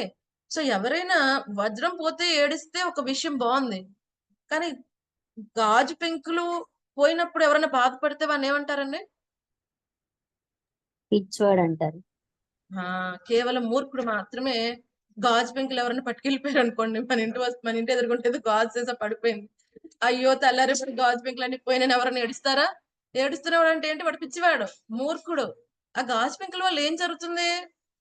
అవి పట్టుకున్నప్పుడల్లా అవి గుచ్చుకుంటాయి, రక్తం వస్తుంది, వాటి వల్ల ఏం ఆనందం ఉండదు, దుఃఖం వస్తుంది. కానీ అవి ఎవరైనా పట్టుకెళ్ళిపోతే బాధ కలుగుతుంది. సో ఈ త్రిగుణాలతో బాధపడే వాడి పరిస్థితి అదే. వాడు ఏమనుకుంటాడు? ఈ భౌతిక ప్రపంచంలో వచ్చే ఈ యొక్క వివిధ విషయాల పట్ల ఆసక్తి పెట్టుకుంటాడు. ఓకే, సరే అయితే ఇది కలర్ఫుల్ గాజు పెంకు కాబట్టి దాచుకుంటా, ఇది ఎటువంటి కలర్ లేదు కాబట్టి రోడ్డు మీద వాడేస్తాం. అలాగే ఉంటుంది. గాజు పెంకే కదండి. మూర్ఖుడైన వాడికి ఓ ఇది చాలా బాగుందండి, కలర్ఫుల్ గా ఉంది గాజు, కానీ అది గాజు ముక్కే గుచ్చుకుంటుంది కదండి.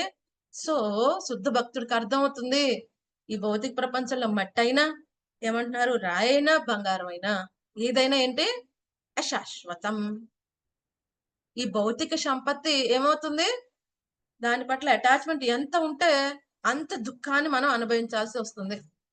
అది వచ్చినప్పుడు మన దగ్గర ఎంత ఆనందం ఇస్తుందో, అది వెళ్ళినప్పుడు అంతే దుఃఖాన్ని ఇస్తుంది. అంతేకాకుండా ఇది నిజమైన సంపత్తి కానే కాదు. వజ్రం ఉన్నవాడు బంగారు కణికని, రాయిని, మట్టి బెద్దల్ని తీసుకెళ్లి బీరువాలో పెట్టుకుంటాడా? లేదు. అవి పోయినా బాధపడతాడా? బాధపడ్డా. అలాగే ఎవరికైతే ఈ యొక్క భగవంతునితో అనుసంధానం అయినప్పుడు, ఆయనతో పొందుతున్న దివ్యమైన ఆనందం ఉన్నప్పుడు, వాడికి భౌతిక ప్రపంచంలో ప్రతిదీ కూడా మట్టి రాయితో సమానం. అంబరీష్ మహారాజు లాంటి వాళ్ళు ఈ భౌతిక ప్రపంచం మొత్తం అంతా వాళ్ళ ఆధ్వర్యంలో ఉన్న వాళ్ళు ఏమని ఫీల్ అవుతారంటే, ఇదంతా కూడా ఒక మట్టి రాయి. భాగవతంలో వస్తుంది, ఒక గులక రాయి లాగా ఫీల్ అవుతారు. ఒక గులక రాయికి ఎంత వాల్యూనో వాళ్ళు అంతే వాల్యూగా చూస్తారు కదండి. సో అటువంటి స్థితిలో ఉంటాడు. మొత్తం ఏదైనప్పటికీ కూడా ఎలా చూస్తారో భౌతిక ప్రపంచం వాళ్ళు సమంగా వీక్షిస్తారు. ఇంకొకటి ఏంటి, ప్రియమములను సమముగా వర్తించడి వాడు కదండి. మనకి ఏదైనా ప్రియాన్ని కలిగినా అప్రియం కలిగినా కదండి సమంగా వర్తించాలి. సో ఇప్పుడు చిన్నపిల్లలు, వాళ్ళకి ఏదైనా ప్రియమైన విషయం జరిగింది, వాళ్ళు ఎలా ఉంటారు? చాలా కేరింతలు కొడుతూ ఉంటారు. వాళ్ళకి కావాల్సిన ఆట బొమ్మ దొరికినప్పుడు, లేకపోతే వాళ్ళకి కావాల్సిన ఏదో కార్టూన్ పెట్టినప్పుడు, వాళ్ళకి కావాల్సిన స్వీట్ చేసినప్పుడు చాలా ఆనందంగా ఉండవచ్చు.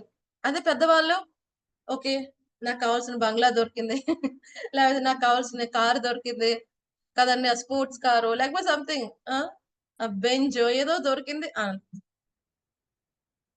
సో వాళ్ళు ఎప్పుడు దుఃఖపడతారు?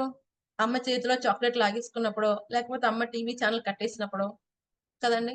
అలాగే పెద్దవాళ్ళు వాళ్ళ కార్కి ఏదో డ్యామేజ్ అయిపోయినప్పుడు, లేకపోతే కొనుక్కోవాలనుకున్న కారు కొనుక్కోలేకపోయినప్పుడు, ఇల్లు దొరకనప్పుడు కదండి వాళ్ళు ఇబ్బంది పడుతుంటారు. సో ప్రియం అప్రియం కదండి. ఏదైతే నా ఇంద్రియాలకి ఆనందాన్ని ఇస్తుందో అది నాకు చాలా ప్రియంగా ఉంటుంది. అటువంటి వ్యక్తి నాకు ప్రియంగా ఉంటాడు. నా ఇంద్రియ తృప్తిని అడ్డుకోనంత వరకు ఆ వ్యక్తి నాకు చాలా ప్రియంగా ఉండవచ్చు. ఏ వ్యక్తి అయితే నా ఇంద్రియ తృప్తికి అడ్డుపడుతున్నాడో ఆ వ్యక్తి చాలా అప్రియం అయిపోవచ్చు. మనం చూసాం రీసెంట్ గా చాలా వీడియోస్ వచ్చాయి. అప్పుడు పిల్లవాడు వాళ్ళ అమ్మగారు ఫోన్ తీసేసుకుందని చెప్పి చాలా విపరీతంగా యాక్ట్ చేసి వాళ్ళ అమ్మనే ఒక ద్వేష కింద తలిచి ఏం చేశాడు, ఒక 10 నిమిషాలు ఇల్లంతా నాశనం చేసేసాడు కదండి. ఎందుకని? ఆవిడ తన యొక్క ఇంద్రియ తృప్తికి అడ్డుపడుతోంది, చూడనివ్వట్లేదు. ఆ పిచ్చితనం వచ్చేసింది. ఆ రజో గుణం నుంచి అదేం తమో గుణం అయిపోయింది. ఏం చేస్తున్నా, ఏం చేయట్లా, విచక్షణ కోల్పోయాడు ఫుల్ కదండి. సో ఏది ప్రియం, ఏది అప్రియం, దాని డెఫినేషన్ ఏంటి? ఏది ప్రియాన్ని కలిగిస్తుంది, ఏదైతే నీకు ఇంద్రియ తృప్తిని ఇస్తుందో అది నీకు ప్రియాన్ని కలిగిస్తుంది. ఏదైతే నీ ఇంద్రియాలకి అసంతృప్తిని ఇస్తుందో అది నీకు అప్రియం. సో ఏదైనప్పటికీ కూడా అది నీకు ప్రియమైన అప్రియమైన అలా ఉండాలి, సమంగా వర్తించాలి. మరి భక్తులకి ఏం ప్రియంగా ఉంటుందండి? భగవంతుడి సన్నిధి, భగవంతుని ప్రీతి కోసం మహిమ మనం మహిమ చేసే ఏదైనా సరే అది ప్రీతిగా భగవంతుని లీలలు వినడమే ప్రియం అనిపిస్తుంది మాట. భక్తుల దగ్గర ఉన్న ఒక వాల్యుబుల్ థింగ్ ఏంటి? ఒకటి వాల్యుబుల్ అసెట్ ఏంటది? దేవాది దేవుడు, భగవంతుని సేవ భగవంతుడే. వాళ్ళ దగ్గర ఉన్న అద్భుతమైన అసెట్ ఏంటి? భక్తుడే. ఆస్తి అంటే భగవంతుడే. అది ఎవరైనా ఆయన దగ్గర నుంచి తీసేసుకుంటే వాళ్ళ పట్ల అప్రియంగా ఉంటే ఒక పర్వాలేదు. సో మన దగ్గర నుంచి ఎవరు ఏం తీసుకున్నా పర్వాలేదు, కానీ భగవంతుడిని మన దగ్గర నుంచి అంటే మన భక్తికి దూరం చేసేస్తున్నారంటే అప్పుడు మనం చాలా ఆలోచించాల్సిన విషయం కదండి.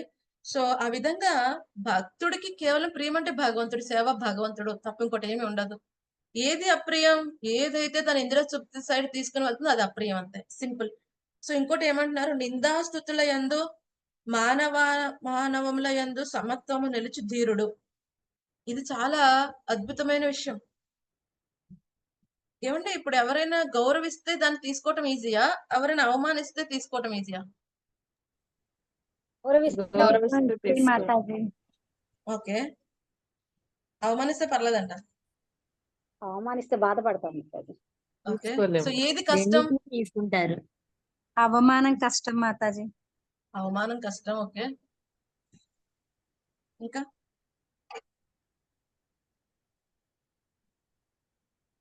ఎందుకు అవమానం కష్టం? అంటే మనం ఇంకా గుణాతీతమైన స్థితికి అహంకారం, వెళ్ళలేదు. బుద్ధ్యహంకారంతో మాతాజీ. ఓకే, సో గౌరవం ఎందుకు ఈజీ తీసుకోవటం? మనసుకు ఆనందాన్ని ఇస్తుందిగా మాతాజీ. మనసుకి ఆనందాన్ని ఇస్తుంది కాబట్టి ఇదే. ఓకే, గౌరవం కూడా కష్టమే మాతాజీ. ఏదో గౌరవం కూడా expect కష్టమే. చేస్తున్నా- ఓకే, మన దగ్గర నుంచి ఏదో ఎక్స్పెక్ట్ చేస్తున్నారు అనుకుంటాం. ఏదో ఎక్స్పెక్ట్ చేస్తున్నారు. ఓకే, అంటే గౌరవం ఓకే గాని మాతాజీ అతి గౌరవం ఉంటుంది చూడండి మాతాజీ, అది చాలా ఇబ్బందిని ఇస్తుంది మాతాజీ. అతి గౌరవం ఇబ్బంది ఇస్తుంది. ఓకే, కానీ ఈ రోజుల్లో చాలా ఇష్టపడుతున్నారు గప్ప. కొంతమంది ఏకంగా డబ్బులు ఇచ్చి మరీ గ్లోరిఫై చేయించుకుంటున్నారు. రైట్. ఓకే, సో ఇంకా మాతాజీ మన ముందు గౌరవంగా ఉండి వెనక మన గురించి మాట్లాడితే ఇంకా బాధగా మాతాజీ. Wonderful point. ముందు గ్లోరిఫై చేస్తున్నారు, ముందు బాగా ఏం చేస్తున్నారు, శుతిస్తున్నారు, వెనకాల నింద చేస్తున్నారు. ఇది ఇటువంటి వాళ్ళని తెలిస్తే చాలా జాగ్రత్తగా ఉండాలి. మన దగ్గర మన గ్లోరిఫై చేస్తారు, మన వెనకాల మన తిడుతూ ఉంటారు. వేరే వాళ్ళని మన దగ్గర తిడుతూ ఉంటారు కదండి. మనం ఒకటి అర్థం చేసుకోవాలి, ఎవరైనా ఒక వ్యక్తి మన దగ్గరికి వచ్చి వేరే వాళ్ళు నిందిస్తున్నారంటే there is unequal chance మన గురించి వేరే వాళ్ళ దగ్గర కూడా మనల్ని ఆయతను నిందించవచ్చు కదండి. సో ఇది మనం Yes, అర్థం చేసుకోవాలి. సో వేరే వాళ్ళు నిందిస్తున్నాడు కదా, వావు నన్ను పొగుడుతున్నాడు అనుకోవచ్చు. ఇదే క్యారెక్టర్ ఉపయోగించి వేరే వాళ్ళ దగ్గర మనల్ని నిందిస్తూ తను పొగుడుతూ ఉండొచ్చు కదా. డెఫినెట్ గా ఉండొచ్చు, 100% ఛాన్స్. ఓకే, సో రెండు కష్టమే. గౌరవం తీసుకోవటం కష్టమే, నింద తీసుకోవటము కష్టమే. రెండు కష్టమే, రెండింటిని హ్యాండిల్ చేయటం చాలా కష్టం. సో గౌరవాన్ని సరిగ్గా హ్యాండిల్ చేయలేకపోతే ఏమవుతుంది, గర్వం కింద మారిపోతుంది. అది గర్వమే మన వినాశనం సైడ్ తీసుకుని వెళ్తుంది. అందుకనే మన భక్తి జీవితంలో చెప్తారు, మనకి ఏదైనా వచ్చిన వెంటనే ఎప్రిసియేషన్ ఏం చేయాలి, వెంటనే మన గురువులకి ఫార్వర్డ్ చేసేయాలి కదండి. సో ఇక్కడ అమెరికాలో ఏమవుతాయి, హాట్ పొటాటో స్నాక్ అమ్ముతారు. ఈ హాట్ పొటాటో తయారు చేసే విధానం చూస్తే ఆ షాప్ లో ఏం చేస్తాడు, మొదటి వ్యక్తి ఎప్పుడైతే కుక్కర్ లోంచి హాట్ పొటాటో తీసి ఫస్ట్ ఏం చేస్తాడు, వెంటనే వేరే వాళ్ళు పాస్ చేస్తారు, వేరే వాళ్ళు పాస్ చేస్తూ ఉంటాడు. అలా కొంచెం కొంచెం తక్కువ ఓపెన్ చేసి పాస్ చేస్తూ ఉంటే చివరి వ్యక్తి వచ్చేటప్పటికి మొత్తం అది చల్లారిపోతుంది. అలా కాకుండా మొదటి వ్యక్తి తన చేతిలో ఉంచుకున్నాడు, కొంచెం కాలిపోతే బబ్బులు వచ్చేస్తాయి, అంత హాట్ గా ఉంటుంది. రైట్. అలాగే ఎప్రిసియేషన్ అనేది వెంటనే ఫార్వర్డ్ చేసేయాలి పై వాళ్ళకి. అంటే మన సీనియర్స్ కి, ఎవరైతే మన గురువుకి ఫార్వర్డ్ చేసేయాలి, ఆ గురువు తన దగ్గర నుంచి కూడా వాళ్ళ గురువు అలా రాధాకృష్ణ వరకు వెళ్ళిపోతుంది. అప్పుడు ఏమవుతుంది, ఆ రాధాకృష్ణ గారు మళ్ళీ కిందకి వస్తూ ఉంటుంది. ఇప్పటికైతే పైకి వెళ్ళేది ఆపేసాం అనుకోండి, కిందకి వచ్చే కరుణ ఆగిపోతుంది కదండి. సో ఎప్పుడైతే క్రెడిట్ మనమే తీసుకుంటున్నాం అంటే ఏంటి, మన గొయ్యి మనమే తవ్వుకుంటున్నాం. మన గొయ్య మనమే తవ్వుకుంటున్నాం. సో నీళ్ళు ఎప్పుడు వస్తాయి, పైన ట్యాంక్ లో నీళ్ళు ఉన్నప్పుడు కింద ట్యాప్స్ లో వస్తాయి. కానీ పైన ట్యాంక్ ఆగిపోయింది అనుకోండి, అక్కడ ఆ ట్యాంక్ లోకి నీళ్ళు వెళ్ళే సోర్స్ ఆపేశారు అనుకోండి, ఇక మనకి రావు. ఎప్పుడైతే క్రెడిట్ మనమే తీసుకునే ప్రయత్నం చేస్తాం, ఏమవుతుంది, ఆ కరుణ అనేది ఆగిపోతుంది మన మీద వర్షించటం. వెంటనే పాస్ ఆన్ చేయాలి, లేకపోతే ఏమవుతుంది, అదే గౌరవం ఏమవుతుంది, మన గర్వం తీసుకొస్తుంది. ఆ గర్వ కారణంగా మనం పాతాళానికి వెళ్ళిపోతాం. మనం చెప్పుకున్నాం కదా దక్ష యజ్ఞంలో ఈ దక్షుడికి ఎంత గర్వం వచ్చేసింది కదండి. ఎందుకని అందరూ గొప్ప ప్రజాపతి అని గ్లోరిఫై చేస్తున్నారు. బ్రహ్మగారు కూడా అన్ని ప్రజాపతులకు ఆయన హెడ్ చేశాడు. ఇప్పుడు ఏమైంది, గౌరవం గౌరవం గౌరవం. ఇట్స్ లైక్ ఆల్మోస్ట్ లైక్ బ్రహ్మగారు లాగా తనకు గౌరవం లభిస్తుంది. ఏమైపోయింది, ఆ గౌరవాన్ని సరిగ్గా హ్యాండిల్ చేయలేకపోతే ఏమవుతుంది, అదే పెద్ద ఆటంకం అయిపోతుంది. అవమానం వస్తే ఇంకా ఈజీనేమో, అవమానం వస్తే ఏం చేస్తారు, సైలెంట్ గా మూసుకుని చూడకొచ్చు కానీ గౌరవం వచ్చినప్పుడు ఎగిరి ఎగిరి పడతాం చూసారా, ఎంత ఎగిరితే అంత కింద పడాలి, ఎంత హైట్ కి ఎగిరితే అంత కింద పడినప్పుడు దెబ్బ చాలా బాగుంటుంది. ఇక మళ్ళీ వాడికి జీవితం లెగలేడు, అంత దెబ్బ తగులుతుంది. కాబట్టి గౌరవం హ్యాండిల్ చేయటం కష్టమే, అవమానం హ్యాండిల్ చేయటము కష్టమే. రెండిట్లో ఎలా ఉండాలి? సమంగా ఉండాలి. ఎలా వ్యవహరించాలి? ఆచార్యులు ఏమని చెప్తారు? ఏదైనా గౌరవం లభిస్తుందంటే అది మన గురువుల యొక్క అపారమైన కరుణ, లేకపోతే మనకి ఏం క్వాలిఫికేషన్ ఉన్నదని, ఎందుకు పనికిరాని ఒక జీవిని ఒక అద్భుతంగా ఏదైనా సేవ చేసే గుణాన్ని ఇస్తున్నాడు అంటే అది కేవలం ఆ జీవుడి పట్ల గురువు పెట్టిన అపారమైన కృప తప్ప వేరేదేమీ లేదు. గురువు కృప ఉంటే మగవాడు మాట్లాడగలడు, కుంటివాడు కొండలెక్కగలడు. ఇది గురువు కృప. వెంటనే ఇది నా గురువు కృప అని తనకు ఉండాలి. నోటితో చెప్పడం కాదు, మనసు లోపల అదే ఫీలింగ్ ఉండాలి. కొంతమంది వర్డ్స్ ద్వారా లేకపోతే టైప్ చేసి సరిపోదు, అదే ఫీలింగ్ మనసులో ఉండాలి. Internal purification very important. అలాగే ఏదైనా తప్పు వచ్చింది, అవమానం జరిగింది, ఏదో కరెక్షన్ వచ్చిందో వెంటనే తెలుసుకోవాలి, ఇది నా తప్పు. నేను గురువు చెప్పిన ఇన్స్ట్రక్షన్ చక్కగా పాటించుంటే డెఫినెట్ గా ఈ విధంగా ఈ రోజు నేను అపరాధం చేసి ఉండేదాన్ని కాదు, ఇటువంటి అవమాన స్థితిలో పెట్టబడేదాన్ని కాదు. ఇదంతా కూడా నా పూర్వ జన్మ కర్మ ఫలితం, పూర్వ వాసనల ఫలితం. థ్యాంక్ గాడ్, కృష్ణ ఎంతో జరగాల్సింది ఇంతటితో ఆపాడు. దీని నుంచి నేనేం తెలుసుకోవాలి, తెలుసుకునే మళ్ళీ జీవితంలో అటువంటి పరిస్థితుల్లో ఉండకుండా ఉండే ప్రయత్నం చేయటం వరకు జీవుడి చేతిలో ఉంది. కానీ ఏం చేయాలి? రెండు విషయాల్లో కూడా సమాన భావాన్ని కలిగి ఉండాలి. రెండు విషయాల్లో కూడా గురువు యొక్క, కృష్ణ భగవాన్ యొక్క పాద పద్మాల్ని విడిచిపెట్టకుండా సమభావంతో ఉండాలి. సో ఇంకోటి ఏమంటున్నారు? శత్రు మిత్రులను సమంగా చూచువాడు. సో ఇది కూడా అంతే. శత్రుమిత్రుడు, ఎవరు శత్రువు ఎవరు మిత్రుడు? ఎవరు శత్రువు ఎవరు మిత్రుడు? ఎవరైతే మన ఇంద్రియ తృప్తికి ఉపయోగపడుతున్నాడో వాడే మిత్రుడు, ఎవరైతే ఇంద్రియ తృప్తిని ఆపుతున్నాడో వాడే శత్రువుగా పరిగణిస్తాం. కానీ నిజమైన మిత్రుడు ఎవరు? పరమ శ్రేయోభిలాషి, జీవుడికి ఒక ఆధ్యాత్మిక ఆచార్యుడు కృష్ణ భగవానుడు తప్ప ఎవరూ లేరు, ఎవ్వరూ లేరు. ఆ కృష్ణ భగవానుడు గురువు తప్ప ఎవరు కూడా ఒక జీవుడికి పరమ శ్రేయోభిలాష అయ్యే అవకాశమే లేదు కదండి. సో అందుకని మిగతా అన్ని విషయాలు ఎలా ఉండాలి? సమంగా ఉండాలి. ఈ రోజు శత్రువు అయినవాడు రేపు మిత్రుడు అవ్వచ్చు, ఈ రోజు మిత్రుడు అయినవాడు రేపు పరమ శత్రువు అయిపోవచ్చు. ఎన్ని చూడట్లేదు శాస్త్రంలో, ఎన్ని రియాలిటీలో చూస్తున్నాం. కాబట్టి రెండు విషయాల్లో కూడా సమంగా ఉండాలి. ఇంకోటి ఏమన్నారు? సర్వములైన భౌతిక కర్మలను విడిచిన వాడు ఒక మనుషుడు ప్రకృతి త్రిగుణములను దాటిన వాడుగా చెప్పబడును. ఎలా ఉండాలి? సర్వములైన ఏమన్నారు? సర్వారంభ పరిత్యాగి. భౌతిక విషయాలను సంతృప్తిపరచడానికి ఏమంటున్నారు? అన్ని రకాల ప్రయత్నాలు విడిచిపెట్టాలి. సో ఏదైతే ఇంద్రియ తృప్తికి సంబంధించిన ప్రతి విషయాన్ని వాడు విడిచిపెట్టిన వాడు అయి ఉండాలి. అటువంటి వాడే గుణములను దాటిన వాడిగా చెప్పబడును. ఇవన్నీ ఏంటి? వాడి ప్రవర్తన. లేదండి మేము భక్తి చేస్తాం, అలాగే ఇంద్రియ తృప్తి కూడా ఏముందండి, 20 రౌండ్లు చేసేసి ఎక్కడికి వెళ్తామండి, వెళ్ళొచ్చా అని అడుగుతారు. లేకపోతే వెళ్ళిస్తామండి, వచ్చాక ఇంకో 20 రౌండ్లు చేస్తామండి. ఇలాగ వాళ్ళు చేసేదానికి వాళ్ళే జస్టిఫై చేసేసుకుంటూ ఉంటారు. ఇంకెందుకు అడగటం గురువుని?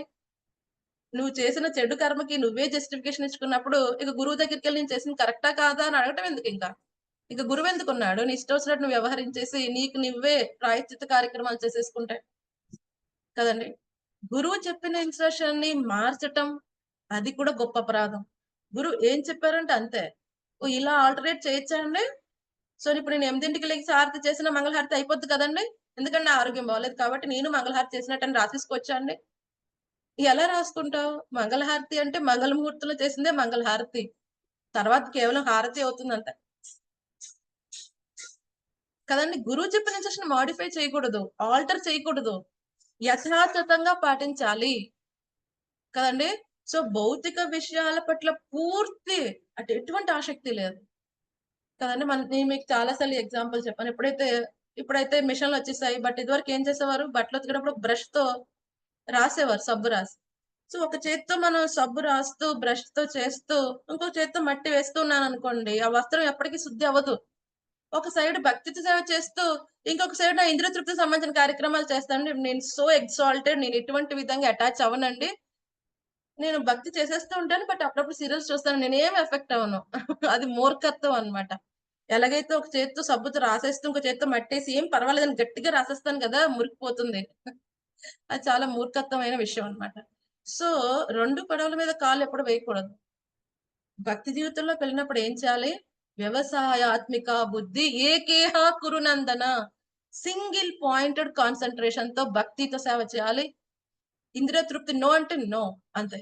కేవలం భగవంతుని సంతృప్తి కోసం ఎప్పుడైతే కార్యక్రమాలు చేస్తున్నాడో వాడే ప్రకృతి దిగుణాలను దాటిన వాడిగా మనం పరిగణించాలి.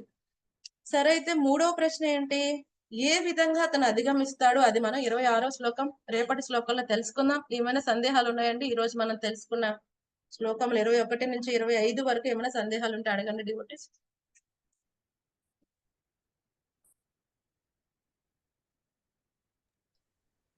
హరే కృష్ణ హరే మాతాజీ. కృష్ణ మాతాజీ. హరే కృష్ణ. చాలా గుణాతీతుడుగా చాలా అద్భుతంగా ఉంది మాతాజీ. గుణాతీతుడుగా ఉండడం అంటే చెప్పినంత తేలిక కాదు. అన్నిటిని సమభావంతో తీసుకోగలిగే ఆ స్థాయికి వెళ్ళాలంటే ఎంతో సాధన చేయాలి, భగవంతుని పూర్తిగా శరణాగతి చేయాలి అని చాలా అద్భుతంగా చెప్పారు మాతాజీ. హరే కృష్ణ. హరే కృష్ణ. హరే హరే కృష్ణ కృష్ణ మాతాజీ. బాకీ జై. ఎస్ మాతాజీ. ఓకే, ఏం సందేహాలు లేవు కదా? ప్రణామ్ మాతాజీ. ద్రష్ట అంటే వన్ వర్డ్ మీనింగ్ ఏంటి మాతాజీ? ఏంటండి ద్రష్ట అంటే వన్ వర్డ్ మీనింగ్ చెప్పరా మాతాజీ? ద్రష్ట అంటే ఎవరైతే సాక్షి మాతాజీ, ప్రకృతి గురించి, సాక్షిభూతుడు. జీవుడు గురించి, పరమాత్మ గురించి, వాటి మధ్యన ఉన్న సంబంధ బాంధవ్యాల గురించి, వాటి మధ్య జరిగే ఇంటరాక్షన్స్ గురించి చక్కగా అర్థం చేసుకున్నవాడే ద్రష్ట. అంటే సాక్షి మాతాజీ, సాక్షిభూతుడుగా అని అన్నారా? ద్రష్ట సాక్షి. అంటే అవగాహన చేసుకు కరెక్ట్ జ్ఞానం కలిగి ఉన్నవాడు. ఈ మూడిటి పట్ల, జీవుడి పట్ల, ప్రకృతి పట్ల, పరమాత్మ పట్ల సంపూర్ణ అవగాహన కలిగి ఉన్నవాడు నిజమైన ద్రష్ట. అంటే ఇప్పుడు మీరు చెప్పారు కదా మాతాజీ, త్రిగుణాలు ఇవన్నీ చేస్తున్నాయి, అది అర్థం చేసుకున్నాడే నిజమైన అవునా? దృష్టి. ప్రకృతిని అర్థం అలా- చేసుకోవటం అంటే ప్రకృతి చేసే పనులన్నీ అర్థం చేసుకోవటం. అలా కూడా అంటే చెప్పండి. మాతాజీ పరమాత్మ అనుకోవచ్చుగా మాతాజీ. పరమాత్మ ఇప్పుడు మన హృదయంలో పరమాత్మ ఉన్నారు, ఆయన ద్రష్టగా ఉంటారు కదా మాతాజీ. పరమాత్మ ఆయన దాని కిందకి వస్తారు కదా మాతాజీ. ఇక్కడ నిజమైన ద్రష్ట అంటే జీవుడి గురించి మనం మాట్లాడుతున్నాం. ఎవరు నిజమైన ద్రష్ట? ఈ జీవుడి మూడు గురించి. గురించి అవగాహన చేసుకుంటాం. భగవంతుడికి తెలియదే ఉందండి. భగవంతుడికి తెలియదే ఉంది. నిజమైన ద్రష్ట అంటే జీవుడు ఎప్పుడు నిజమైన ద్రష్ట అవుతాడు? జీవుడు ఎప్పుడు నిజంగా కరెక్ట్ పిక్చర్ ని చూస్తున్నాడు అక్కడ కదండి. అదనమాట. మనం లాస్ట్ టైం ఎగ్జాంపుల్ చెప్పుకున్నాం కదా, ఎవరో ఒకళ్ళు వచ్చి ఒక జీవుని చంపేశారు అనుకోండి, ఇప్పుడు మనం వెళ్ళి ఆ కత్తిని చేతిలో పట్టుకుని నేనే చంపా అంటే అది మూర్ఖత్వం. అలాగే ప్రకృతి త్రిగుణాలు అన్ని చేస్తుంటే నేనే చేశా అంటే మనకు సరైన అవగాహన లేదని అర్థం కదండి. సో నిజమైన ద్రష్టకి అర్థం అవుతుంది ఏది ప్రకృతి చేస్తోంది, ఏది జీవుడు చేస్తున్నాడు, ఎవరు రెస్పాన్సిబుల్, ఏది పరమాత్మ చేస్తున్నాడు. సో పరమాత్మ దేనికి రెస్పాన్సిబుల్, అసలు పరమాత్మకి జీవుడికి తేడా, మొత్తం ఈ ముగ్గురు గురించి సంపూర్ణ అవగాహన ఉన్నవారు. వారి ముగ్గురి మధ్యన ఏం జరుగుతుంది? పరమాత్మ భౌతిక ప్రకృతిని ఆదేశిస్తూ ఉంటాడు, ప్రకృతి ఈ యొక్క బద్ధ జీవుని నియంత్రిస్తూ ఉంటుంది. సో ఈ మొత్తం ఈ మూడిటి గురించిన సంగమం గురించి, వాటి ఇంటరాక్షన్స్ గురించి, వాటి గురించి పూర్తిగా అవగాహన కలిగి ఉన్నవాడే నిజంగా అక్కడ ఏం జరుగుతుందన్న పిక్చర్ చూడగలరు. వాడే నిజమైన ద్రష్ట. గురువు కదా చాలా మాతాజీ. బాగుంది మాతాజీ. గురువు నిజ గురువు. మాతాజీ హరే కృష్ణ. మాతాజీ జీవుడు దేహాన్ని త్యజించిన తర్వాత ఆత్మకి కొన్ని అవకాశాలు అనేది ఏమన్నా ఉంటదా మాతాజీ? ఒక ఇంటిమేషన్ ఒకళ్ళకి తెలియజేయటం కానీ అలా ఏమన్నా అవకాశం ఉంటదా మాతాజీ? తెలియచేయటం అంటే ఏం తెలియచేయాలి?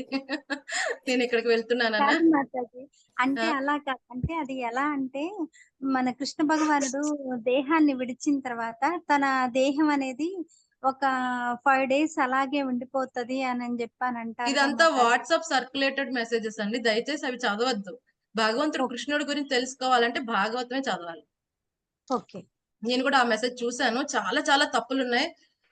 సో నేనున్న గ్రూప్స్ లో ఎవరైతే మెసేజ్ ఫార్వర్డ్ చేశారో డిలీట్ కూడా చేశాను, చేయమని చెప్పాను. బట్ చాలా రాంగ్ గా ఫార్వర్డ్ అయిపోతుంది. ధన్యవాదాలు మాతాజీ. ఇలాంటి మెసేజెస్ మాతాజీ అందరినీ తప్పుదో ఈ మధ్యన ఇవి చాలా రాంగ్ మెసేజెస్ ఎక్కువైనాయి ఎవరో మాతాజీ. క్రియేట్ చేస్తారు. ఎందుకంటే ఇప్పుడు భగవంతుడి పట్ల మనకున్న చిన్నపాటి శ్రద్ధను కూడా తొలగించడానికి చాలా మంది Yes, రకరకాల ప్రయత్నాలు చేస్తారు. అందులో ఈ సోషల్ మీడియా అనేది విపరీతంగా పనిచేస్తోంది. కాబట్టి మనకి కృష్ణుడి గురించి కదండి, రాధారాణి, శ్రీమతి రాధారాణి గురించి కానీ, ఏం జరిగింది ఉద్ధవుడి గురించి కానీ, ఏం జరిగింది అంటే సినిమాలో సీరియల్స్ చూడకూడదు, అది మెసేజెస్ చదవకూడదు, భాగవతం ఒప్పించేస్తేనే మనకు అర్థం. అదే మాతాజీ. మాతాజీ ప్రామాణిక గురువులంతా ద్రష్టలే కదా మాతాజీ. గురువులు ప్రామాణిక గురువులు అందరూ ద్రష్టలే, అలాగే శుద్ధ భక్తులు అందరూ కూడా ద్రష్టలే. గుణాతీతమైన వాళ్ళందరూ కూడా ద్రష్ట అయిన వాళ్ళే. ఎస్ మాతాజీ. కేవలం ఆచార్యులనే కాదు, శుద్ధ భక్తులు కొంతమంది ఆచార్యుల కింద వ్యవహరించకపోవచ్చు, బట్ శుద్ధ భక్తులు వాళ్ళు పరంపర ఏం కంటిన్యూ చేయకపోయినా వాళ్ళు భగవద్ధామానికి వెళ్తారు, వాళ్ళు కూడా నిజమైన ద్రష్ట. ఓకే మాతాజీ. ఈవెన్ ఎవరైతే ఈ యొక్క నిరాకార బ్రహ్మజ్యోతిలో కలవటం, వాళ్ళు ఎవరైతే మాయావాదులు అయితే అర్థం చేసుకోలేరు, కానీ బ్రహ్మవాదులు కొంతవరకు అర్థం చేసుకోగలుగుతారు, వాళ్ళు కూడా నిజమైన ద్రష్టల కింద వ్యవహరిస్తారు. అలా అన్నమాట. ఎవరైతే ఈ మూడిటి యొక్క రిలేషన్ అర్థం చేసుకోగలగారో వాళ్ళు నిజమైన ద్రష్ట. Thank you Mataji. ఓకే జై, thank you so much. Hare Krishna Mataji. Mataji Ekadashi ఈ రోజు ఇవాళ రేపా మాతాజీ? రేపు మనకి మహాద్వాదశి. యాక్చువల్ గా మనం దశమి ఏకాదశి కాంబినేషన్ ఉన్న దానికంటే ఏకాదశి ద్వాదశి ఉన్న కాంబినేషన్ మన వాళ్ళు ప్రిపేర్ చేస్తారు, అందుకని రేపు మహాద్వాదశి, రేపే మనం చేసే ఏకాదశి అండి. వాళ్ళందరూ రేపే చేస్తారు. ఎల్లుండి ఫాస్టింగ్ మాతాజీ. ఫ్రైడే, అవును Friday Ekadashi, Saturday fast break ఉంటుంది. 10-8 దాకుంది. ఓకే జై, thank you so much dear devotees. Hare Krishna Mataji. Bhagavad Gita session లో కలుద్దామండి. మాతాజీ హెల్త్ బాగున్నప్పుడు. హరే కృష్ణ మాతాజీ.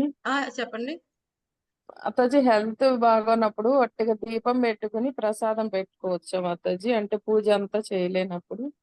ఇప్పుడు మామూలు ఏకాదశి అప్పుడు, మామూలు ఎప్పుడా? మామూలుగానే మాతాజీ.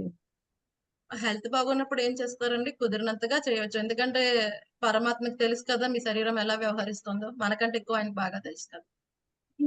ఓకే మాతాజీ. హరే కృష్ణ మాతాజీ. ఒకవేళ మీరు రియల్ గా హారతి చేయలేకపోతే మనకి మాయాపూర్లో మంగళహారతి దర్శించండి.